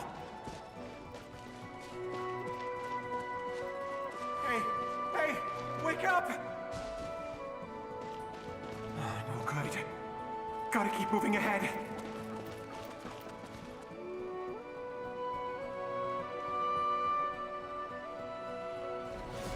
So many monsters!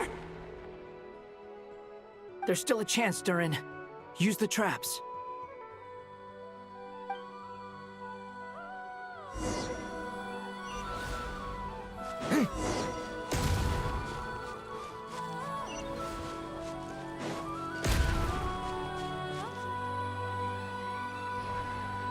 Help me!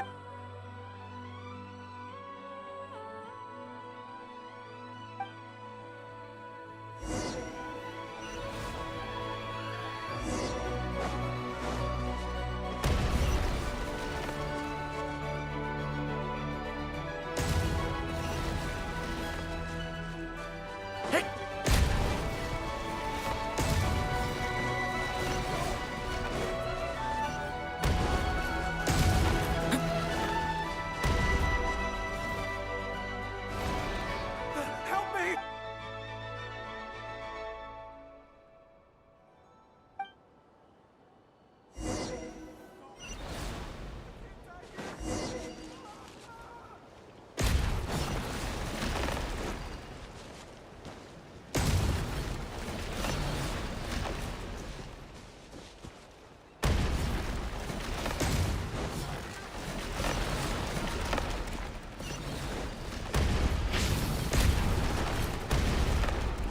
Devouring claw! Help!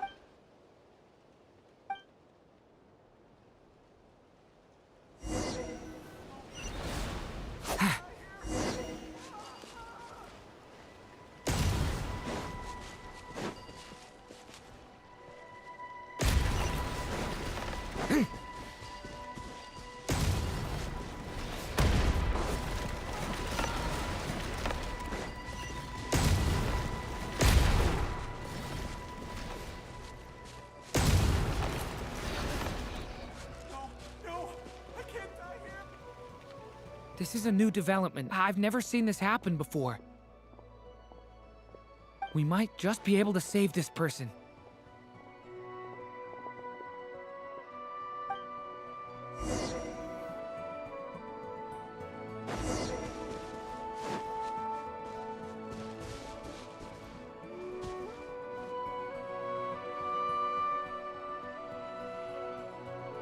Hello there. Have you seen my daughter? Spargana's her name. She's carrying a large backpack. Get out while you still can, you fool. But I can't just leave her here. She must be so scared right now. Sorry. Wish I could help, but I haven't seen her. Okay, thank you. If I do find her, I'll get her to shelter and come back. Don't bother. What's that noise? Monster! No, if he goes inside, he'll be walking into a trap. Let's try this.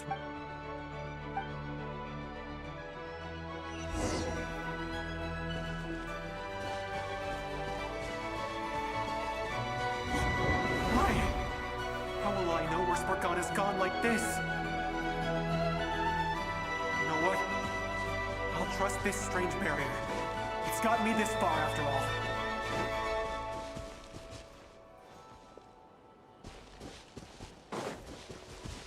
Hey! Spargana, are you there?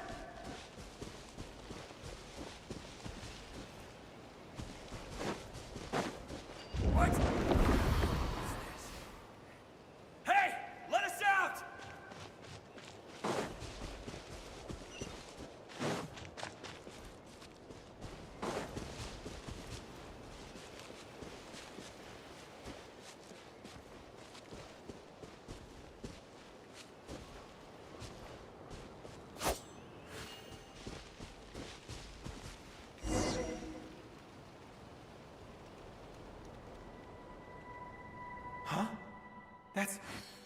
That looks like one of my daughter's books!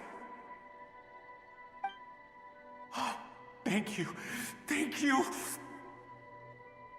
Yes, it's one of hers for sure. That's her name on it right there. She left her backpack here.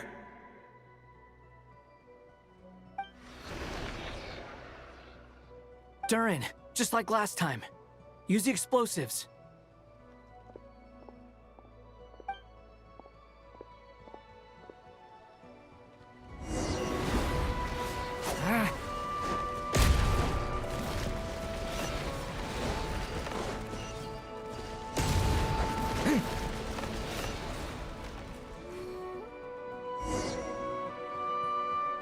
It won't work. There's not enough left. If he but then this clue could be the key to him finding his daughter. It might not be the only one. Better he misses that clue than loses his life. I guess so.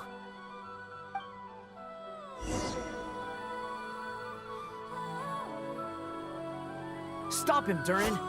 We can't let him get any further in.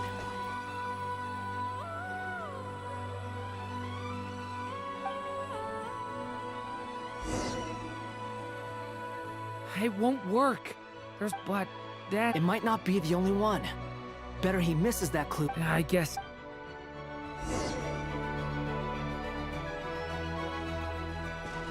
Stop him, Durin. We can't let him get any further in. It's my daughter's book! She's passed this way! Why? I've searched and searched and searched. Shut!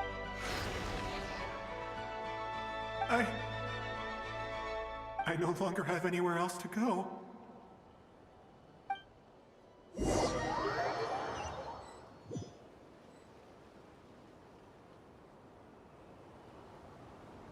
I'm sorry. He refuses to go anywhere else. Whether he opens this door or not, all that awaits him now is death. We couldn't change his fate. Albedo? Hat guy? Let's try one more time.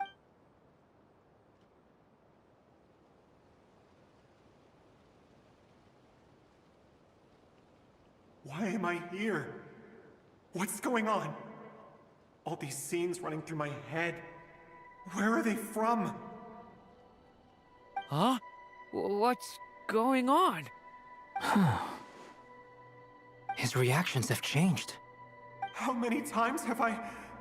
What's happening to me? Huh? Wait. You can... I feel like I always could, but that I only just... But you were the ones guiding me using that. I haven't done anything yet, but those monsters, those deaths, they feel... I won't find my daughter.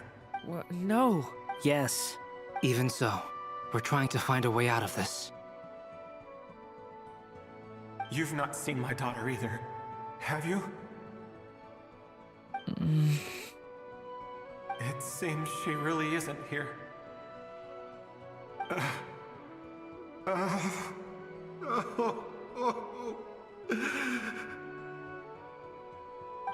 I'm sorry we couldn't help you.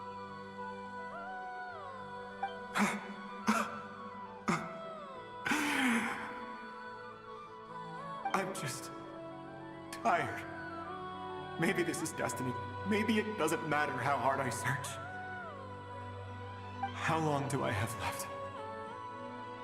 Experience says 15 to 20 minutes. 15 to 20. Thank you for all your help. Let's rest a while. You look exhausted too. Now's not the time for you to start pitying us. It's not pity.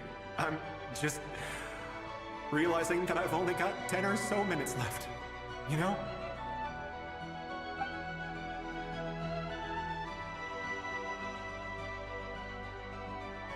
You say you're from Mondstadt, yes?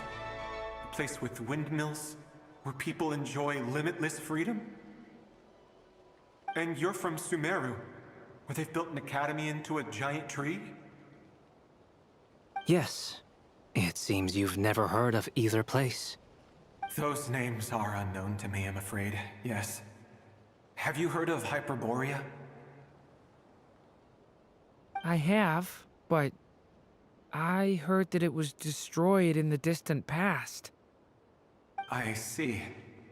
That was where my ancestors once lived. What about Delphi Pytho? Was it later rebuilt? I've never heard that name. Then what about Sal Vindagnir? I have seen that name on stone tablets on Dragonspine. But I'm afraid the only things left of that place are its ruins. I see.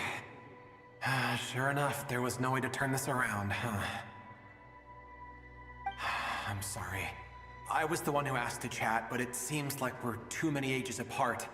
There's barely any common ground to start from. It's all right. We did hear something new, at least. From how you speak of your lives, things must be going all right for you, I guess. They are. Mondstadt is a place of freedom and happiness. There's a lot of good people in the church and the Knights of Favonius, and even outsiders find that it's an easy place to feel at home. We have festivals a few times a year. Everyone gets together to drink, sing, and be merry. Sumeru is a lot more uptight. Not really the kind of place where you can relax. It's a nation fraught with problems wherever you look. But if all you want in life is to seek knowledge, I guess it's pretty much paradise. That's wonderful. In other words, after this all-devouring black tide passed, humanity did not merely avoid extinction, but rose to build prosperous civilizations anew. I mean, I can see you all right now. That must mean the future isn't a total mess, right? That's true. Well, time's almost up. Let's part ways, I think. Might be best if you don't waste too much time on me. The chances are slim, I know, but I'd like to spend these last few minutes looking for Spargana. If things work out, I'd love to tell her about what I've heard. May we meet again. Well, or not, most probably. In that case, may your wishes come true.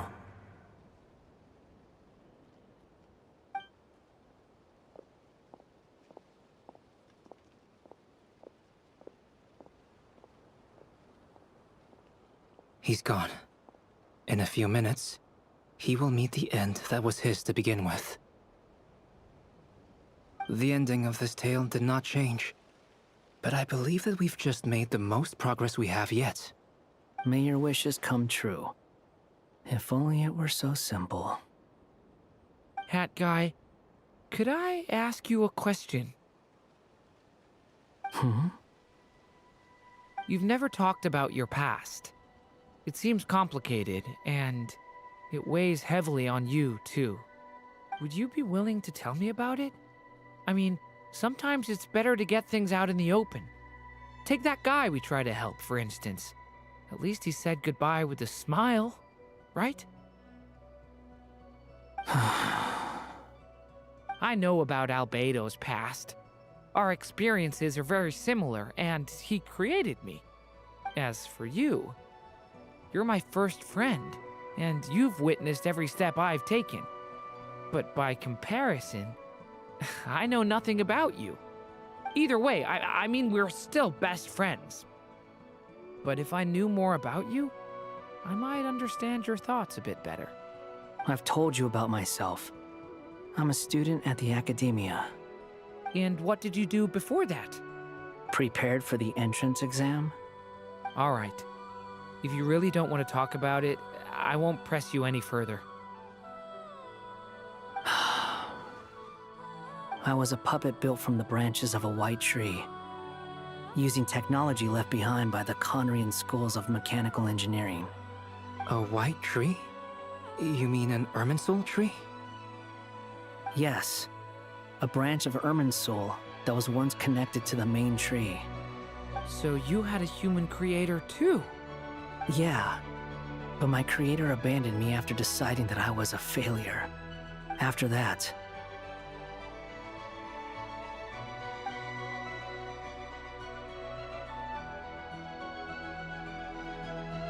Durin. Resisting the influence of the Abyss, suppressing the urge to destroy. trying to do the right thing.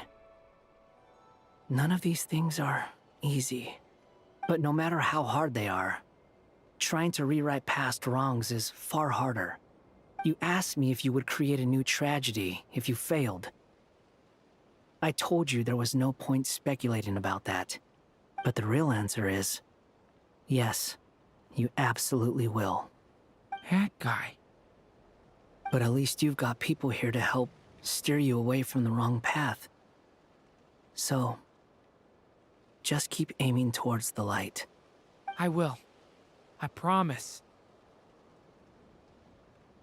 All right, break time's over. Hello? Durin speaking. Hello, friends, it's me. What have you been up to, I'm detecting some unmistakable fluctuations here at the border. The amplitude isn't particularly high, but they're completely different signals from the ones before, and the scale is comparable to those I've detected previously. Alice, we were unable to save that person. However, he appears to have retained a portion of the memories gained through that cycle, and was able to hold a conversation with us. I see.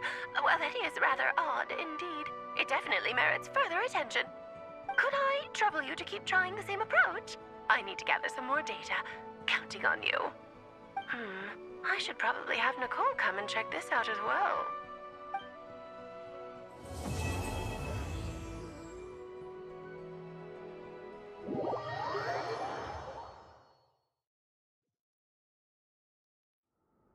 There you are. I was worried you might stop to collect treasure chests opened by the Seelie along the way. It would have taken you so much longer to get here. Another conversation I cannot hear. I am delighted to see that you understand what takes priority, and that your adventurer's instinct has not swayed your resolve. Really, I must applaud you for it. You should know. Okay, I'll try and keep it short. Oh, cool! What are we? Patience. This was a sanctuary of great importance to the Hyperboreans. A special process is required. Oh! Like the place that housed the Eternal Moon's marrow?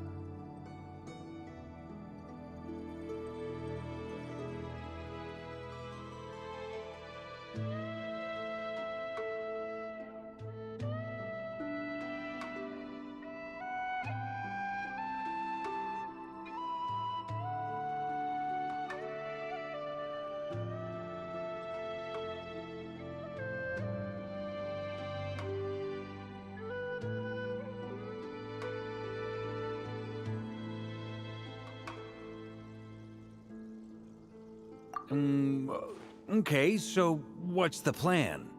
Need us to do anything? And just the short version, if you can. Ah. Alright then. I was planning to start with some background on the invention of these techniques. Are you sure you don't want to hear it? It's quite informative. Remember what you were saying about priorities? Fine. Simply put, we need 3 human representatives to successfully undergo a process of Kuvaki resonance. Think of it as a test from the 3 moon goddesses to see if the entrants are qualified, with the most recognizable qualification being Kuvaki. Pretty sure Lauma would ace that test. Oh, wait. But we need 3 people. I also have no doubt that the Moon Chanter would be qualified. But we would need 2 other people with the same constitution. Therefore, the most feasible method is not so much to follow the... I've done some research, and it turns out the mechanism is rather crude. We'll simply need humans to stand before it, who have sufficient Kuvaki energy within them. I'm with you so far. How do we get the Kuvaki in them? The easiest way would be transfusion. Take some Kuvaki from Nodcry's soil, put it into the bloodstream, and get it circulating in the body. So we're going to cheat on the test? Precisely. There are other methods, but this is the simplest one. Cheating the system is much easier than trying to hide from it. Huh? Ah! Sorry? Does the idea of cheating upset you, Miss Lauma? No, that's not it. I suddenly had an idea. Oh, what is it? It's about Moon Prayer Night. I figured out a way for Kutar to join in the festivities. Huh? But as Paimon said, we need to have our priorities straight. Let's get back to the test. I'll follow up with Nefer on the festival arrangements. Oh, okay. Anyway, is this really the best method we have? A Kuvaki transfusion sounds dangerous, no matter how you slice it. If you think that's dangerous, wait till you hear the other methods. I'd be more than happy to go through them if you'd like. There are several. No need, we're good. Let's go with this one. Very well. Kuvaki transfusion it is. Now, I should mention that the risks can be greater or lower depending on individual compatibility. It would be rash to simply infuse the Kuvaki and hope for the best. If the body rejects it, the reaction can be quite severe. The symptoms are similar to another condition that some people living here suffer from, known as congenital Kuvaki sensitivity. So, before we execute our plan, I will perform a simple test of my own to see who is compatible and who is not. Once that is done, we will have to complete the resonance process as rapidly as possible. The participants must remain stationary while the Kuvaki circulates and bonds with them, and they mustn't eat or drink anything. What? No eating or drinking? That's some hardcore fasting. They'll all be monks by the time they're through.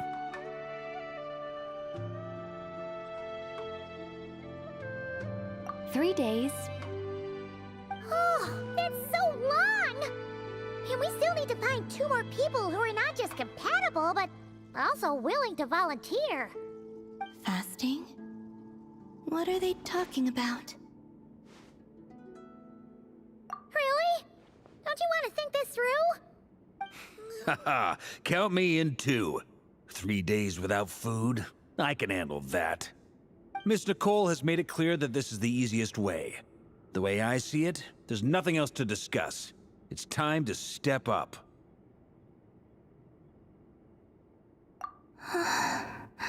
Yeah, you're right. In that case, Paimon volunteers to be... Then we'll start with you first, Traveler. Please step forward.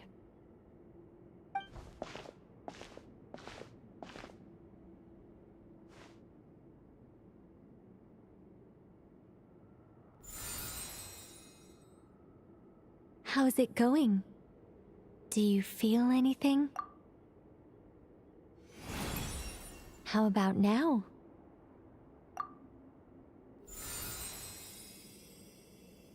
And now?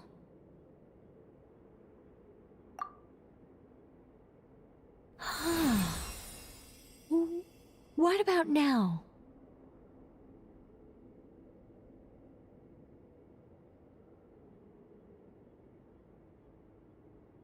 You guys, it's not a competition, you know. All right, I'm officially impressed. Even as a descender, you can withstand far more than I imagined. It's like I summoned a giant stone titan to arm wrestle you, and your arm hasn't even moved an inch. In my last attempt, I infused 5 times the amount of Kuvaki required.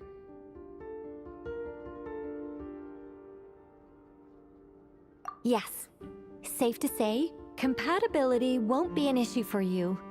You're eligible to join. You're next, Mr. Varka. Sure, here goes nothing. All right, I'll start where we left off. 5 times the required Kuvaki dose. Whoa, whoa, whoa, hey, wait a minute.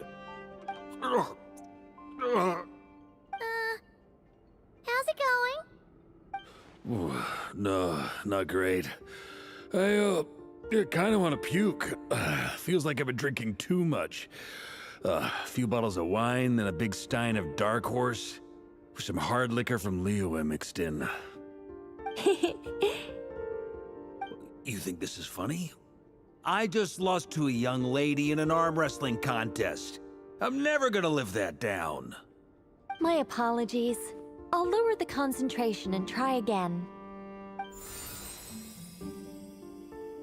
Oh.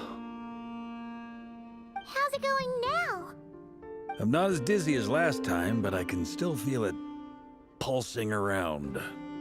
In that case, you wouldn't be an ideal choice, Mr. Varka. Let's try someone else. Okay. Let's go ask some of our other friends then.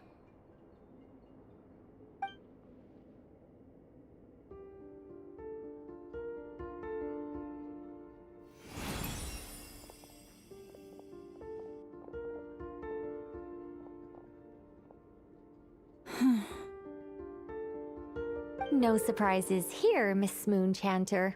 You're perfectly compatible. You may join.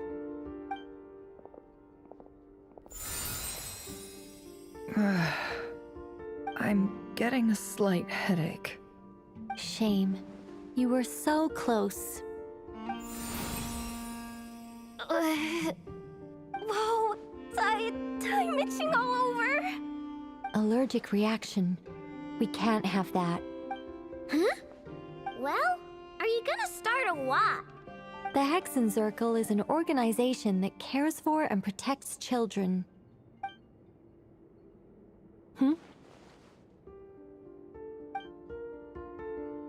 Is something the matter?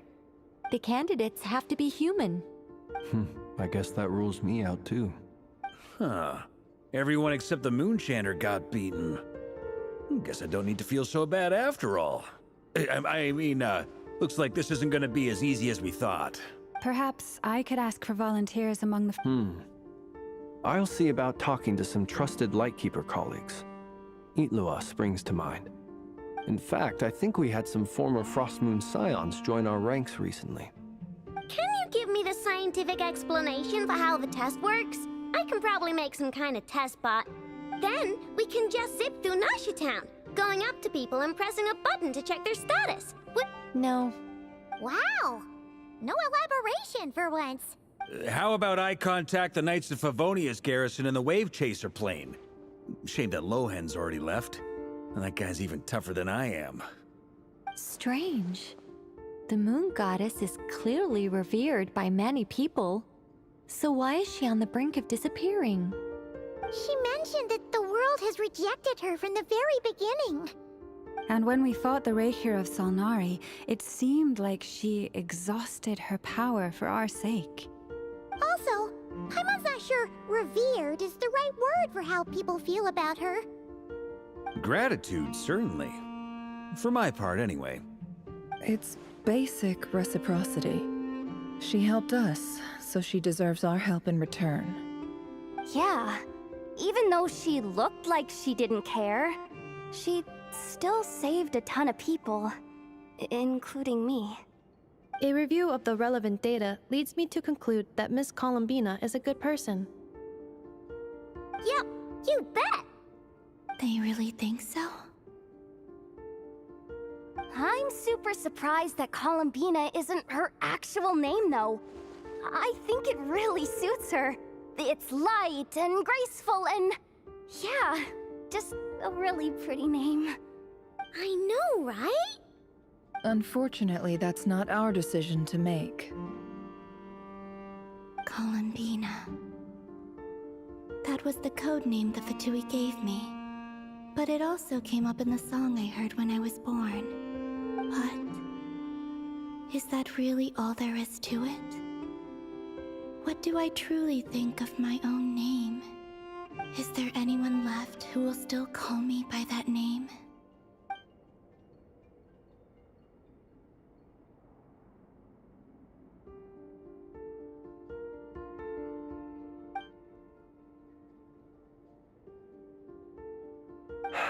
Moonprayer Night is getting closer by the day. We're running out of time. We need to look for other candidates. Then allow me to try. Huh? What are you doing here? You contacted your friends via the Adventurers Guild. Sandrone has been keeping an eye out for something like that, so she informed me. Since I have the ability to accommodate a moon marrow, I should prove to be a suitable candidate. Kino. When can we begin? I see. We can begin right away.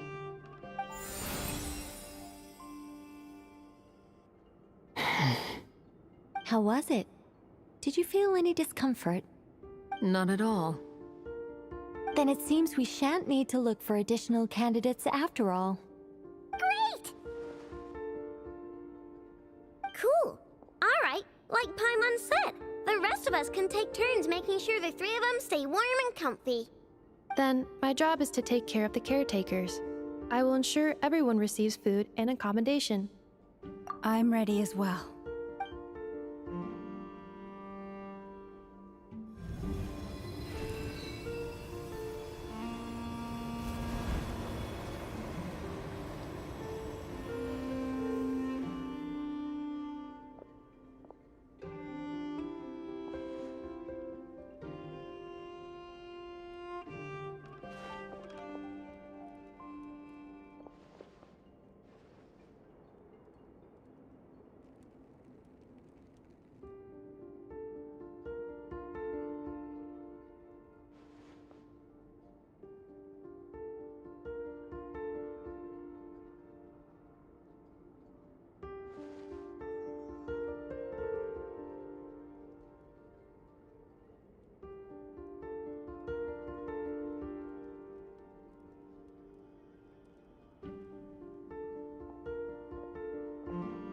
The work is done.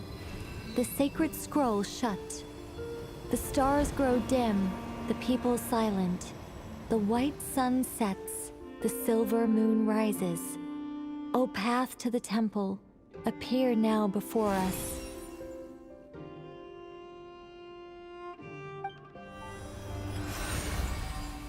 Wow! It really opened! So that's what all this is about. They've been trying to open this gate. Come, let us enter.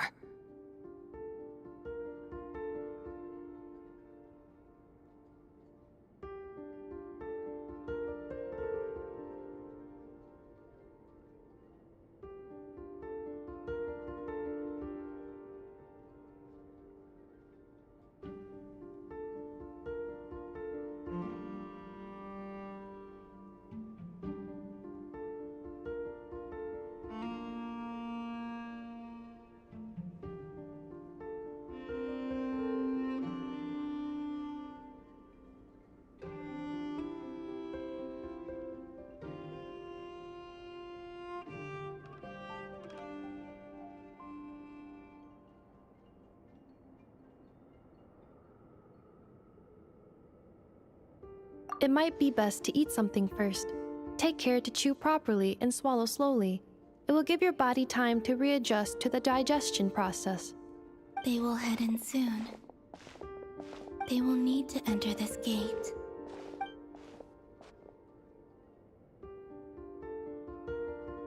Huh? I cannot pass through. Is it because I have no physical body? It has been 3 days. My strength has all but completely faded. Can I really hold on until Moon Prayer Night?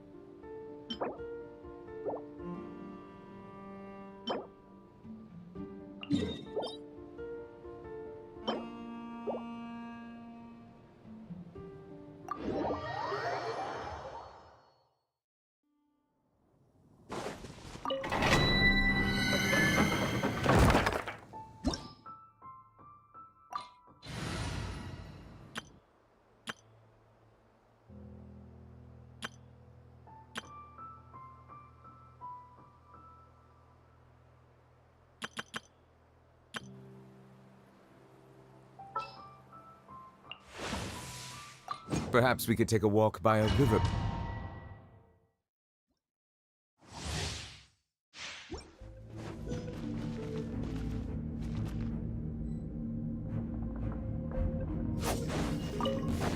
Burn it down! Another test subject. No rest for the wicked.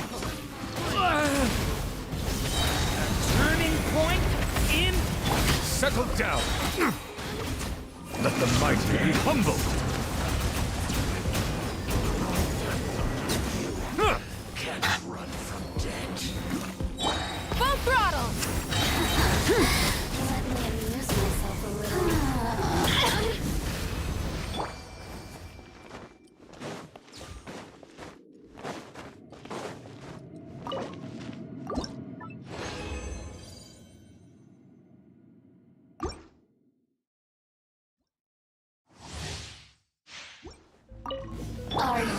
Another test subject.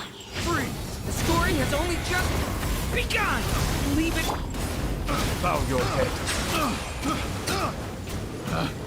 Picked the wrong test subject. Wings of darkness!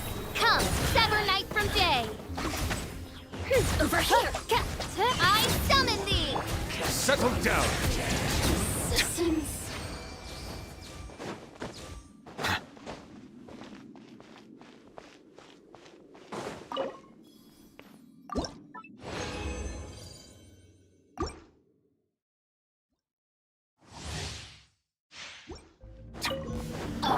Rise with the sun! Devouring claw! The abyss is burning shadow! Shadow Raven! Let night fall! The systems. You. Devouring claw! I got carried.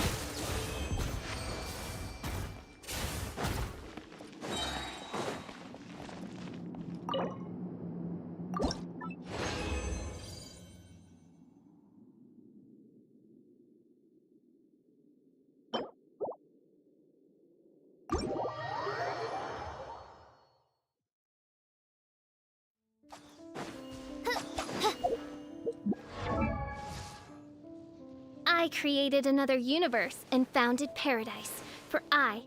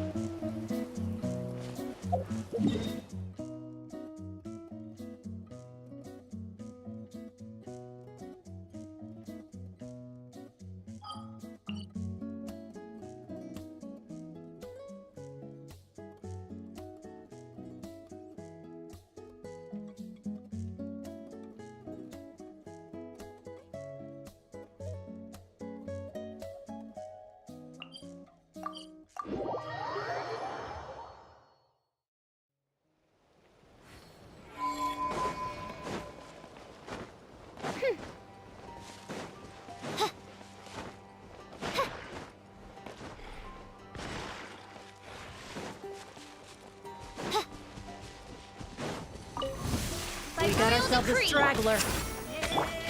Watch out! Turning point in. Bow your head.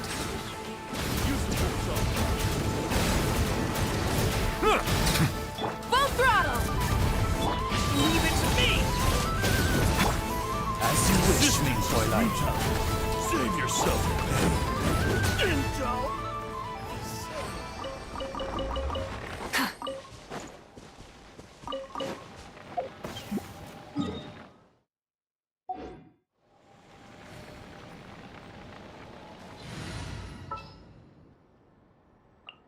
Sounds good to me.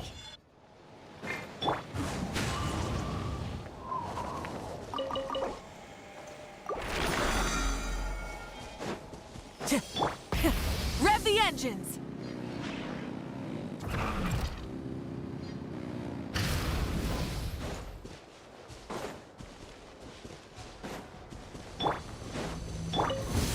Prepare to meet your One with nature. Devouring claw! The abyss is burning! Oz, reveal the... Use the force authorized. Into the wind. Wrath from the sky! Resistance is back! Save yourself. Stop that! Fallen leaves, adorn my night! Intel!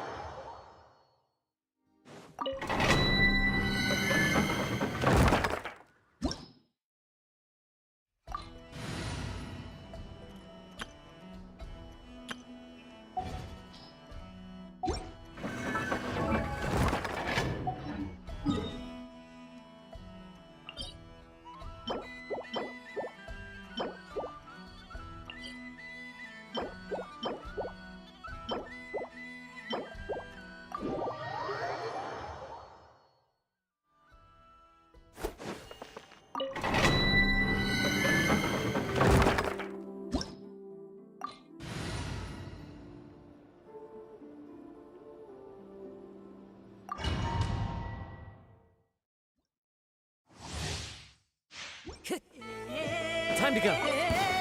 Burn it down! The winds knows me. By royal decree! Watch out! Decay! New life! Midnight Phantasmagoria! Pyroclastic surge!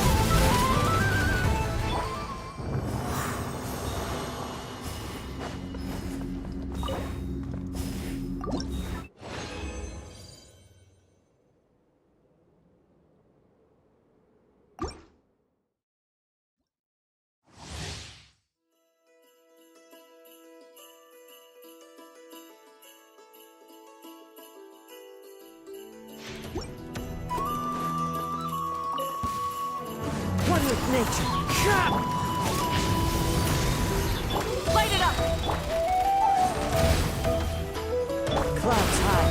The birds come. Turning point in fate! Stay Into the wind.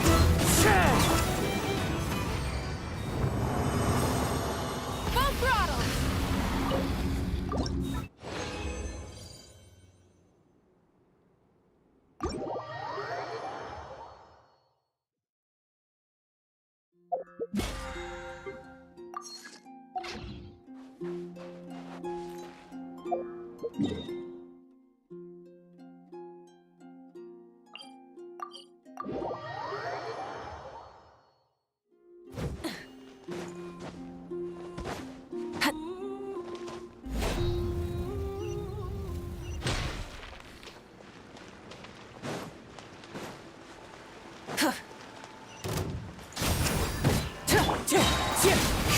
Oz, reveal thyself!